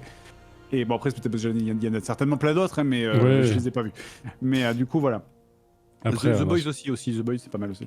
Mais enfin voilà, là, c'est... Là, effectivement, j'ai trouvé ça bien fait et pas lourd. Parce que oui, moi, vraiment, je le redis, mais ça m'emmerde quand je vois des séries où tu sens qu'on essaye de me faire avaler un truc, mais qu'on m'impose le message, alors que le bon message, c'est celui que tu devines toi-même sans qu'on te l'impose. Tu vois ce que je veux dire ? Et ça, c'est bien fait. Ça, c'est cool. Ça, c'est bien Je trouve qu'ils ont bien géré l'après Game of Thrones en termes de violence et de sexualité, même si sur le côté violent, je pense qu'ils sont fait un peu plaisir sur le tournoi du premier épisode. Et ça m'avait un peu... Bon, là, j'avais vaguement levé les... C'est pas grave, mais levé les yeux au ciel, parce qu'évidemment, dans un vrai tournoi médiéval, même si on n'est pas dans de l'histoire, mais on sait que les nobles vont pas mourir, hein, ils vont pas s'entretuer volontairement, sinon jamais les familles nobles n'enverraient jamais leur fils faire un tournoi si ça se passait comme ça. Évidemment. Et puis même déjà, former un chevalier, c'est long, ça prend du temps, c'est cher. Si c'est pour qu'il aille se faire péter la gueule au premier tournoi, non. Il peut y avoir des accidents, je dis pas, tu vois. Mais voilà, c'est ça. C'est accident, mais c'est sûrement pas. On n'a pas le droit de volontairement donner la mort à un adversaire à terre en tournoi, ça n'a pas de sens. Mais de manière générale, le niveau de violence, il en faut un. Après, c'est aussi l'univers Game of Thrones quand ils font le raid à Culpussier, que t'as les manteaux d'or qui sont. D'ailleurs, c'est Daemon qui va donner leur manteau d'or, qui va donner le nom aux gardes de Port-Réal, mais le côté on coupe des mains, tout ça, bon. Et tu sais, c'est cool aussi que ça passe à toute vitesse, genre en mode ah oui, maintenant vous avez des manteaux d'or. Et tu vois, alors que dans notre série, on t'aurait fini genre, et maintenant le manteau d'or et la montée musicale, le plan sur tous les manteaux d'or et fin de l'épisode, tu vois, comme si c'était l'événement de l'épisode. Là, non, tu vois, c'est juste, il y a ça, voilà, il y a ça, ça vient de là. Voilà, c'est un petit truc, une petite trivia, comme ça, tu le sais, t'es content, bah tu fais ah bon, ok, d'accord, c'est cool. Donc ça, c'était bien fait. Mais oui, voilà, un truc où j'ai apprécié par contre, c'est qu'ils ont moins insisté sur le cul. Parce que des fois, dans Game of Thrones, c'est vrai qu'il y a des scènes, t'étais en mode... T'avais vraiment l'impression de mater un porno, en fait, quoi. Et c'était un peu gênant quand tu regardais ça avec du monde, avec des amis, où t'étais en mode... Regarde pas, mamie. Tu me passes les cacahuètes. Voilà. Et là, c'est chouette qu'ils aient ça soit moins graveleux un petit peu. C'était un peu trop, je trouve. C'est moins gratuit, on va dire. Ouais, moins gratuit. Sur la scène du lupanar, moi, je trouvais... aussi, j'avais vu je vais pas citer personne, mais il y a des gens qui réagissaient sur Twitter, le grand lieu de réaction exagéré, bien sûr, où j'ai moi-même déjà officié de façon exagérée sans doute, mais le côté dans la scène du lupanar, du bordel, c'est évidemment on va voir que c'est l'occasion pour mettre des boobs et des femmes à poil, mais pas du tout, il y avait aussi des mecs à poil, et si tu vois pas des gens à poil en train de faire des trucs dans un lupanar, il y a comme un problème. Ça posait l'ambiance, tu vois. Moi, ça me paraissait vraiment pas gratuit. Ça allait avec la scène, tout simplement. Oui, mais moi, je suis juste content que ça aille vite. En fait, tu poses le plan d'exposition, il y a des gens qui baisent, ça va. Parce que genre vraiment, j'ai encore la scène où t'as Littlefinger qui se masturbe en regardant des gens. Là, je sais plus quoi dans Game of Thrones. C'est vrai que c'est en mode. Ils avaient pas mal multiplié. Ouais, ils avaient multiplié ce type de scène. C'est sûr, dans son bordel à lui. Ouais. Et il y a quelqu'un, j'ai failli oublier, mais c'est vrai que la scène, mais après c'est un terme d'écriture et pas de la... C'est le côté un petit peu impunité de Kristen Cole, effectivement, quand il va buter le noble, même le noble à main nue là, durant les fiançailles. C'est vrai que j'avais souligné ça dans les vidéos, mais je voyais pas le gars rester dans le garde royal, parce qu'avec tous les témoins, etc., c'était un peu... Ah oui, non, mais c'est genre, ah bon, ce mec qui était roturier avant vient de tuer un noble d'une famille millénaire. Ok, bah laissez-le partir. Tu vois, même si c'était un petit noble, mais c'est un des rares... C'est pour dire à quel point j'ai quand même apprécié l'écriture... Et après, bon, c'est les goûts, les couleurs, mais je comprends pas les gens qui disent que c'est fade, que les personnages, tu t'attaches pas aux personnages, que c'est mal écrit, que ça manque de... Enfin, je sais pas, on n'a vraiment pas regardé la même série, mais c'est un des rares trucs, je me suis dit, ah ouais, là, ils ont un peu abusé sur l'impunité du mec. Ouais. Mais je pense que ça devait être comme ça dans le livre aussi, non ? Parce que, si c'est 250 Non. pages, ça veut dire que Non, la c'est- série, elle doit pas mal broder quand même. Est-ce qu'il y a C'est- des personnages d'ailleurs qui sont dans la série qui ne sont pas dans le livre? Je réfléchis, mais je ne crois pas. C'est plutôt le contraire. Il y a moyen qu'ils aient fusionné quelques personnages, mais on le verra plus dans la saison prochaine, je crois. Non, ça se passe pas comme ça. Il y a évidemment, enfin, pas évidemment, mais effectivement, Crescent Cole va tuer ce gars-là, qui est l'amant de Laenor Velaryon. Il va le tuer, mais en prétextant un accident en tournoi, ce qui passe beaucoup mieux. Ah d'accord, oui, effectivement. Oui. Et là, le choix était, ils ont voulu compresser certains éléments pour la chronologie, mais là, ça passe un peu, ça fait vraiment comment la reine l'a protégé après un truc pareil. Mais voilà. Effectivement, on voit pas le quatrième enfant de Viserys et Alicent, mais il existe. On a la confirmation qu'on le verra la saison prochaine. Ils ont un quatrième enfant. D'accord. Et puis, on peut peut-être dire, on n'a pas encore vraiment beaucoup parlé des dragons. On peut en dire quelques mots quand même, parce que. Et puis après, peut-être faire quelques questions-réponses avec le. D'ailleurs, le ne sont chat. pas des dragons, mais des wyverns. Ça devrait s'appeler House of Wyvern, on rappelle. Ouais, mais J.R. Martin a dit que dans son monde, les dragons, ils étaient comme ça, ils n'avaient pas les pattes Oui, avant. mais bon, c'est pas grave. Moi, si tu me montres un chien et que t'appelles ça un dragon, ça reste un chien, hein, bon. Mais bon, c'est un détail après, c'est un détail. Attends, alors hop, justement, je crois si ça va fonctionner. Ouais, on peut te regarder ça. Je pense que c'est un peu le making-of de la fameuse scène du dernier épisode avec la poursuite. Bien sûr. This is the joy of this series, I think, is that there are so many different sets and different architectural styles, and Storm's End doesn't disappoint in that respect. The clue is in the title, really. It's at the end of the world, and it's lashed by storm and lightning and wind and rain the whole of the time. Alors pour rappel, Storm's End, c'est le siège de la maison des Baratheons. Donc là, ils sont. Ah, la première fois qu'on la voit du coup, parce on la voyait pas du tout. On avait vu God, je crois. Ouais, je crois qu'on l'a vu. On l'a pas vu dans Game of Thrones. On a vu l'intérieur de Storm's End. Accalmie, on l'a vu l'intérieur quand Rhaenyra plus jeune faisait un peu le tour du royaume pour avoir des prétendants, et on a vu l'extérieur dans le dernier épisode. Et, ouais. So another bleak place to inhabit. I'm Prince Viserys Velaryon. Quand tu le vois arriver, le gamin, toi tu dis la même chose. Quand il arrive et qu'il voit que Vagar est là, qu'est-ce que tu t'es dit à ce moment-là, quand il capte que le dragon géant est déjà sur place? Je me suis dit, en fait, j'ai repensé à la règle, tu sais, le truc du sel et du pain, là, que t'as pas le droit de tuer un invité si jamais il a mangé du sel. Oui. Enfin, voilà. Et je me suis dit, reste dedans. La règle de l'hospitalité, ouais, Franchement, ça. dors devant le trône, là, dors devant le roi, t'es bien, là, voilà. Mais j'ai repensé à ça, en fait. Parce que moi, je me suis dit, mais barre-toi. Après, je savais ce qui allait se passer, donc. Ah non, moi je me suis justement dit non. Je me suis dit non, mais non, parce qu'on avait vu le dragon énorme là qui fait 10 fois ça la taille de l'autre. Je me suis dit non, pas se barrer, que tu restes là. T'attends que lui s'en aille. Mais ouais, toi, t'as raison. À ce moment-là, ouais, t'as raison. Mais au moment où il y arrive, vraiment où le gamin ou Lucerys arrive et il voit que le dragon que l'autre est déjà là. Moi, j'ai écrit à mon écran. Enfin, j'ai dit mais barre-toi, mais reste pas là. I bring a message to Lord Boros from the Queen.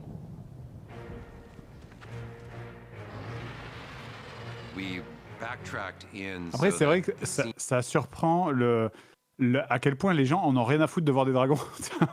Mais parce que c'est commun en fait, je suppose. Mais c'est vrai que quand le dragon se pose devant les gens, les gardes ils sont en mode ouais, c'est un dragon, quoi.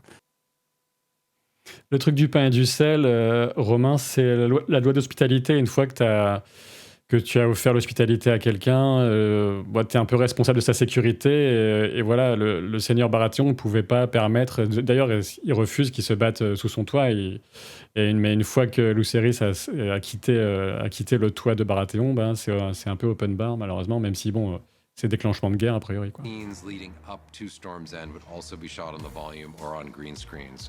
Et là, franchement, vous devez connaître ou pas, le volume, c'est un truc dont on a entendu parler pour la première fois que The Mandalorian.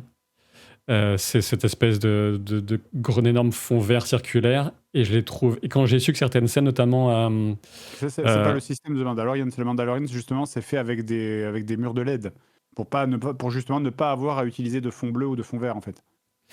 C'est le volume, si c'est pour moi c'est inspiré du truc qui avait été créé justement pour projeter, ça projette le décor pour les acteurs. Ils voient aussi le décor. Mais là c'est un fond bleu là qu'on voit à l'écran. Ouais, mais ouais, là en l'occurrence oui, mais apparemment après quand il est à l'intérieur, il projette. Ah d'accord, peut-être à l'intérieur. Ouais. À l'intérieur il projette et quand j'ai su que certaines scènes sur le pont de pierre, tu sais, à Dragonstone, à Père Dragon, c'était avec le volume, ce système, j'aurais pas du tout imaginé. Parce que j'ai trouvé que les incrustations étaient vraiment super réussies. Enfin voilà, c'était juste pour dire ça. Oui, non, mais c'est révolutionnaire hein, ce système. Il y en a à Paris d'ailleurs. Pour savoir. Il y a un système comme ça à Paris qui a fermé parce que c'était très très cher à utiliser et pas assez rentable. Tu m'étonnes. Ça va être pour Hollywood de toute façon. Primarily because there does not exist a castle that looks like Storm's End, outside or in.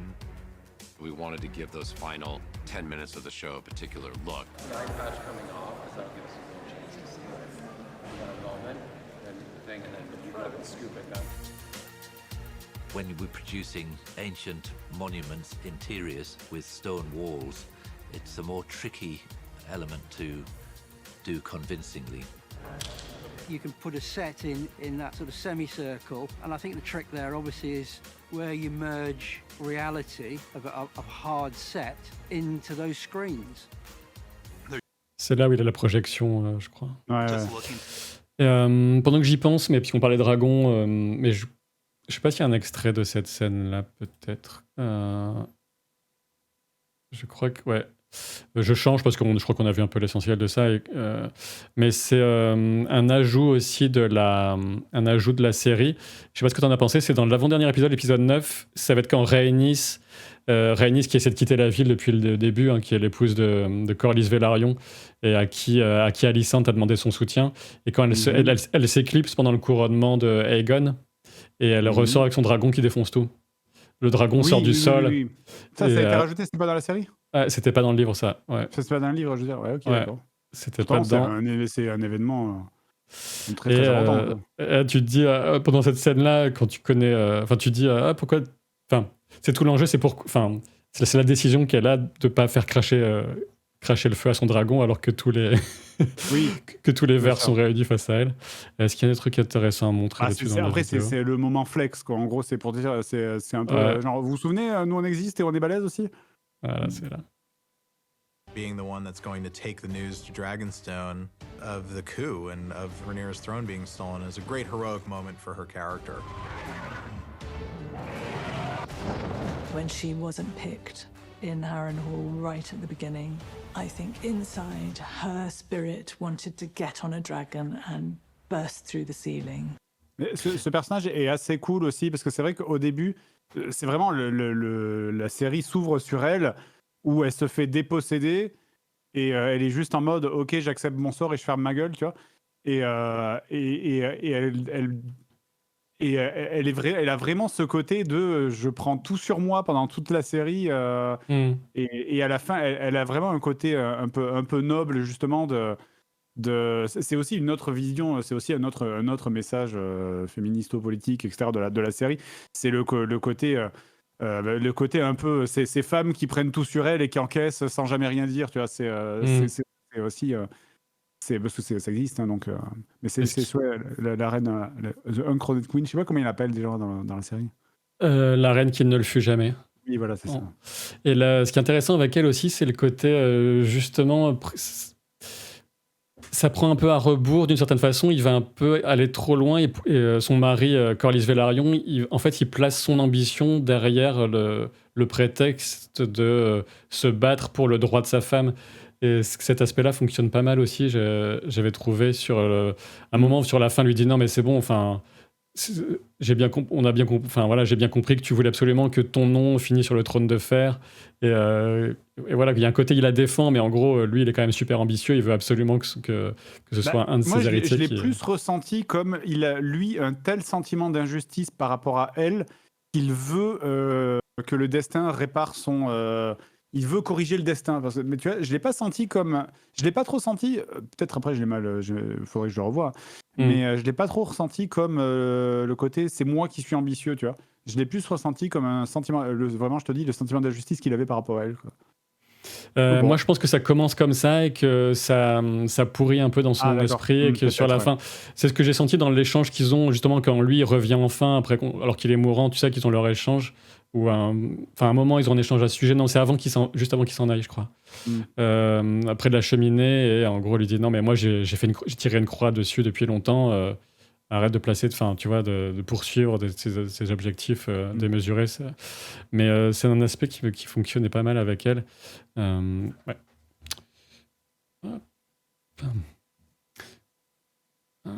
Et sur les dragons, j'ai pas 36 000, j'ai pas tous les dragons à vous montrer, mais on a déjà vu pas mal dans la saison. On a vu Vagar. C'est quoi tu disais que c'était Vagar, toi, ton préféré, le plus gros? Ouais, il est massif. Enfin, c'est peut-être parce que c'est aussi le plus détaillé, en fait. Ouais, moi je suis assez d'accord avec Majin Monir qui dit que Caraxès c'est une masterclass. C'est celui de Caraxès, c'est celui de Daemon, c'est le rouge ultra vicieux avec le cou très très long. Qui fait très aquatique un peu je trouve. En tout cas avec un côté serpent. Ouais, il fait un peu aquatique. Moi, je sais pas pourquoi je dis ça, mais ça n'a rien à voir avec le fait qu'il soit rouge ou quoi, mais c'est peut-être ce côté effectivement. C'est peut-être, je crois qu'il a, c'est parce qu'il a une queue un peu en forme de poisson. Ça c'est vrai. Ouais, dragon chinois aussi. Peut-être c'est vrai. Ouais. Et je trouve qu'il va très très bien avec Daemon. Oui. Et juste pour, si vous posez la question, parce que vers la fin de la saison, je sais plus lequel est l'épisode, on a Daemon qui va prendre des gros risques et aller un peu, pas réveiller, mais tu vois, un peu titiller un dragon qui n'a plus de cavalier, de dragonnier. Et on voit qu'une scène où il chante en valyrien quand il approche avec la torche dans l'obscurité. Oui. C'est Vermitor, le nom de ce dragon qu'il va réveiller. Et en fait, c'était le dragon de l'ancien roi, le père de Viserys. Et il a plus de cavalier depuis, il a une centaine d'années. Et c'est le deuxième plus gros après Vagar, en fait. Donc c'est un dragon assez important. Dragon de Jaehaerys, exactement. D'ailleurs, je me suis posé la question parce qu'à un moment, je me souviens plus sur quelle scène, mais tu as un énorme gros plan bien obvious sur plusieurs œufs. Je me suis dit, est-ce que c'est les œufs de Daenerys plus tard? Est-ce qu'on les voit, ces œufs là? C'est les œufs de qui? C'est les œufs d'un dragon qu'on a vu là ou les œufs qu'on voit, c'est forcément, c'est des œufs de dragon qu'on a vus, sachant qu'il y a toute une question sur est-ce que les dragons sont hermaphrodites, qui changent de sexe en fonction, tout ça. Enfin, on sait pas trop, mais on sait pas comment ça marche en fait, la reproduction des dragons. Ouais. Certains pensent que genre Syrax est plutôt féminine, le dragon de Rhaenyra, et que Caraxès est masculin, mais c'est un peu dans le monde, c'est pas défini en fait. C'est une question que se posent les maîtres, si je ne dis pas de bêtises. Il y a des théories à ce sujet, etc. Et Meleys, visuellement, là, je sais pas si dans cette vidéo, la vidéo est longue, mais Meleys, c'est le dragon justement de Rhaenys dont on parlait, et il fait très dragon rouge de Donjons et Dragons, je trouve. Quand il crie sur les... c'est parce qu'il est massif aussi. Hein, ouais, et il est super beau, j'ai trouvé. J'aimais beaucoup sa collerette de cornes là, qui partait un peu à... donc, en tout cas, pour moi, ça fonctionnait. Oui, non, mais ça, justement, il faut le revoir avec tous les détails. Et Vagar, on suppose fort que c'est une femelle, effectivement. Si vous avez, je pense qu'on peut prendre, peut-être, vu le début ultra catastrophique techniquement, peut-être prendre quelques instants pour répondre à vos questions, pour réagir si c'est le moment. Alors, depuis tout à l'heure, vous dites plein de trucs intéressants, hein, mais le plus beau, c'est Feu du Soleil. Ah ouais, il y a un dragon super beau, c'est Feu du Soleil. Et on n'a pas parlé, c'est vrai qu'on n'a pas parlé de... Parlons un peu d'elle, de vite fait, de, comment elle s'appelle, Elaena, qui est la fille de Alicent et qui sort ces trucs bizarres, qui joue avec des bestioles cheloues. Ah oui, qui on la voit jouer avec des arthropodes, et qui dit le monstre est sous le plancher. Enfin, ce qui est intéressant, c'est qu'en VO, tu as plusieurs significations. C'est the beast is under the boards. Donc ça peut être sous le plancher ou sous l'échiquier, il y a plusieurs... Et en fait, moi, je la voyais un peu comme tous ces... parce qu'on sait que... Je me souviens d'une phrase qui disait que chaque fois qu'il y a un Targaryen qui naît, Dieu joue à pile ou face pour savoir s'il est timbré aussi. Et moi, je la voyais comme un peu comme un truc karaté, quoi. Tu vois, c'est juste que ça rate pas forcément en mode genre c'est violent, etc. Mais des fois, ça peut rater en mode ils sont un peu débilos, quoi. Tu vois, c'est... Moi, je me suis dit, c'était juste ça, perso. Il y a cet aspect-là, mais avec le fait que justement, t'as Rhaenys qui sort du sol et d'autres événements potentiellement à venir en saison 2. Il y a des pistes pour laisser supposer que ce qu'elle dit, c'est pas juste invention, mais il y a un petit côté prophétique aussi. Je suppose que oui. De toute façon, en vrai, quand t'as un personnage qui dit quelque chose, la réplique, elle a été écrite, donc elle a été pensée, donc elle veut dire quelque chose. C'est rare que dans Game of Thrones, il y ait des dialogues en mode passe-moi le sel, quoi. Tu vois, c'est des trucs qui servent à rien, ça sert forcément à quelque chose, je pense. Oui. Ah non, c'est Songe-Feu, le dragon de Helena, c'est pas Feu du Soleil, c'est quelqu'un d'autre qui va le récupérer. Mais dans les dragons qu'on n'a pas encore vu, il y en a un qui s'appelle Voleur de moutons, il y a le Cannibale aussi, c'est un dragon sauvage qui bouffe d'autres dragons. Donc il y a des trucs assez sympas à voir venir, donc on va vous lire un peu.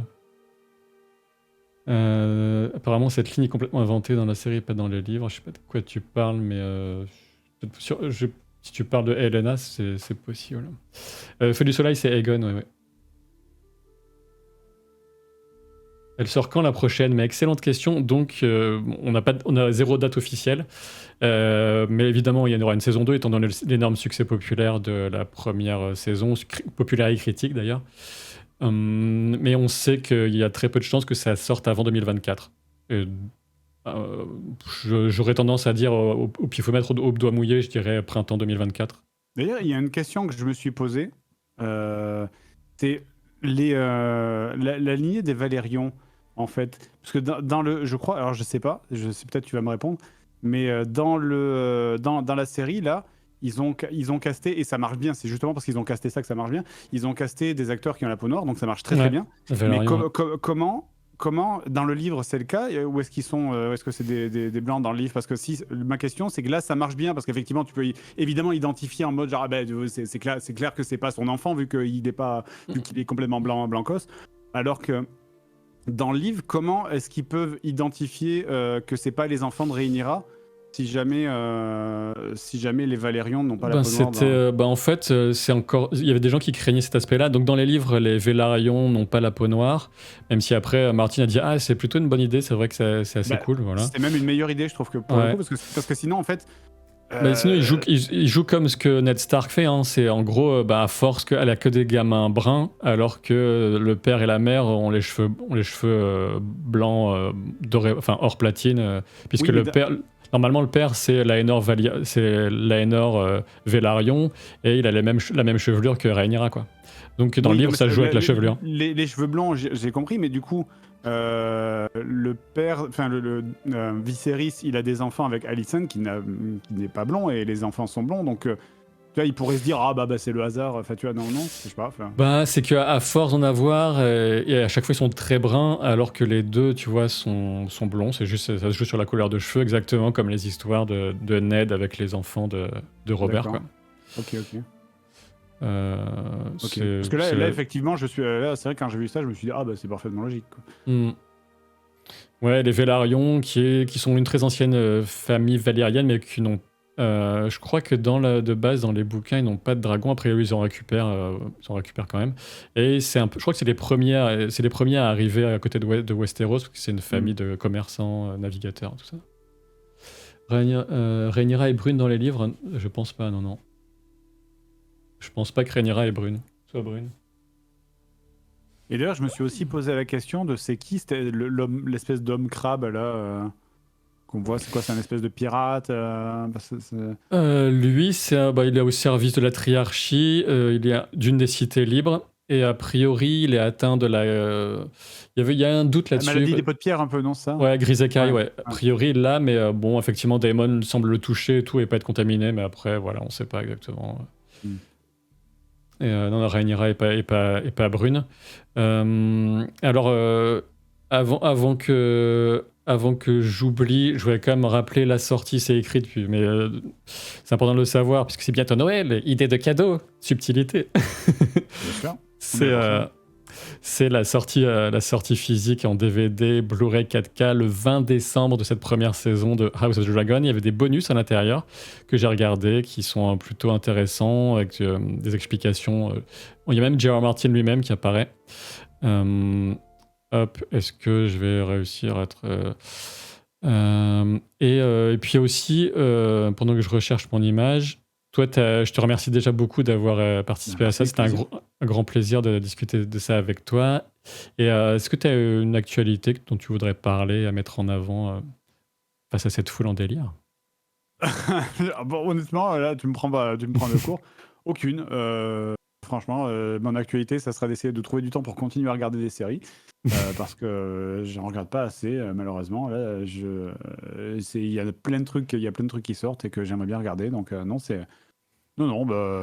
suivez-moi sur les réseaux. Ça m'arrive de faire je fais des vidéos des fois. Voilà. Ah, c'est toi. Je me disais que t'as peut-être non, mais au-delà de ça, c'est très cool et ça me fait plaisir qu'on puisse discuter ensemble parce que c'est vrai que j'ai découvert tes vidéos avec la première série de Game of Thrones, justement. Ou après, c'est à chaque fois qu'on regardait un épisode, on se dit on va aller voir Captain Popcorn, voir qu'est-ce qu'il en a pensé lui. Et j'ai continué ça sur tous les trucs que tu as regardé, qu'on regardait en commun, Westworld, etc. Donc moi, ça me fait plaisir. Ça me fait plaisir d'être là, du coup, et de parler d'une série que j'ai sincèrement appréciée. Et encore une fois, je le redis, parce que c'est vrai que là, très, très souvent, les gens se disent ah oui, mais ils sont en sponsor, donc ils sont obligés, en fait, ils ont détesté.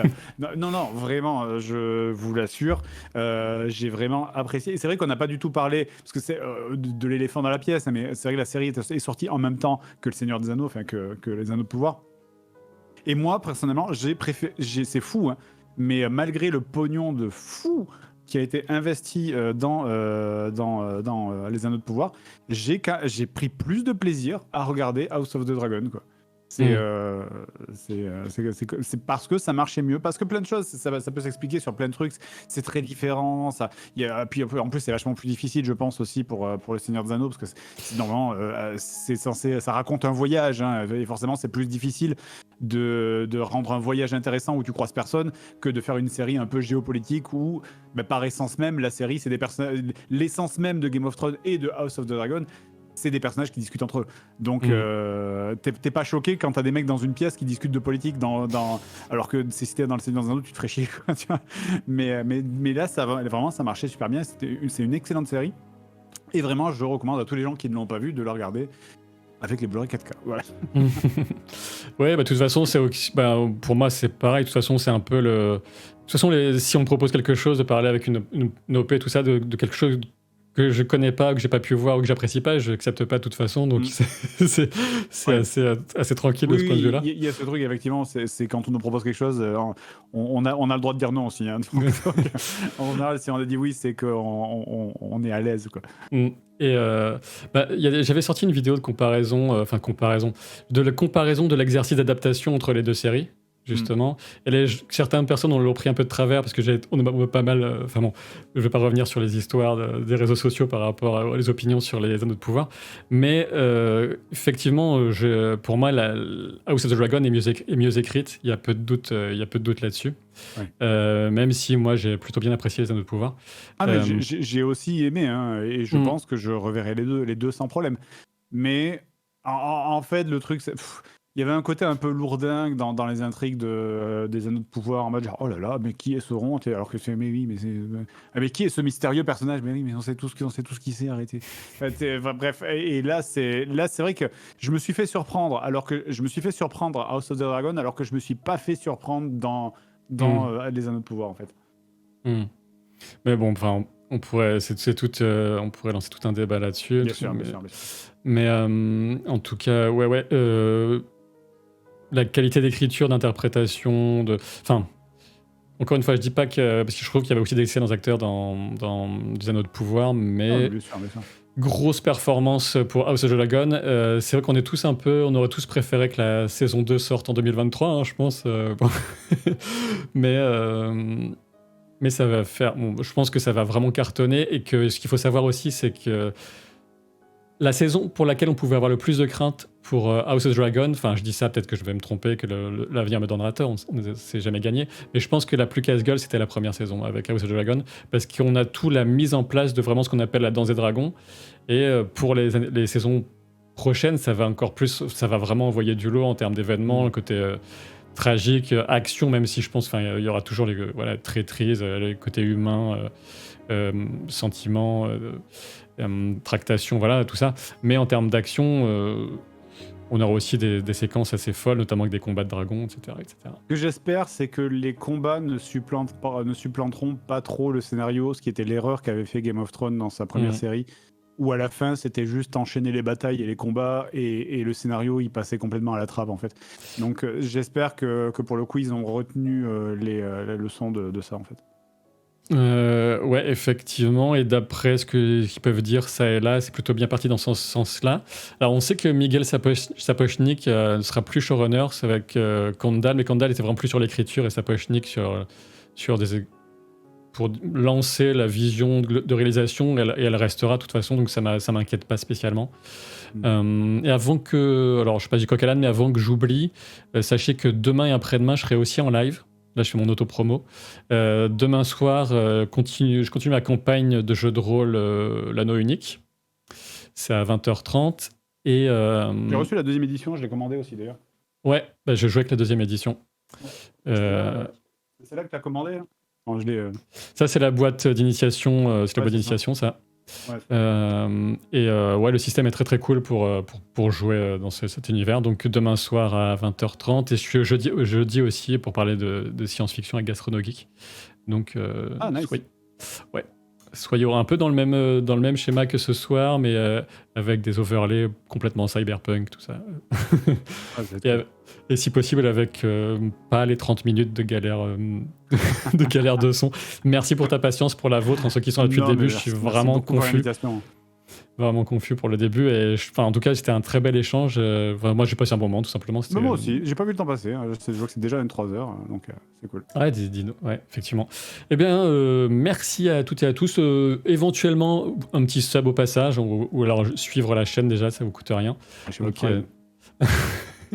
si vous avez, effectivement, si vous avez un abonnement Prime, vous pouvez vous abonner sans que ça vous coûte quoi que ce soit. Et puis, merci beaucoup, gros plaisir. On se retrouve très très vite. Et j'espère qu'on aura l'occasion de refaire des trucs ensemble. Fred, ça marche. Jeu de rôle, quoi que ce soit, on trouvera bien des trucs à faire ensemble. Et bonne soirée à tous, à toutes et à tous. À très vite. Des bisous. Salut tout le monde. Bonne soirée.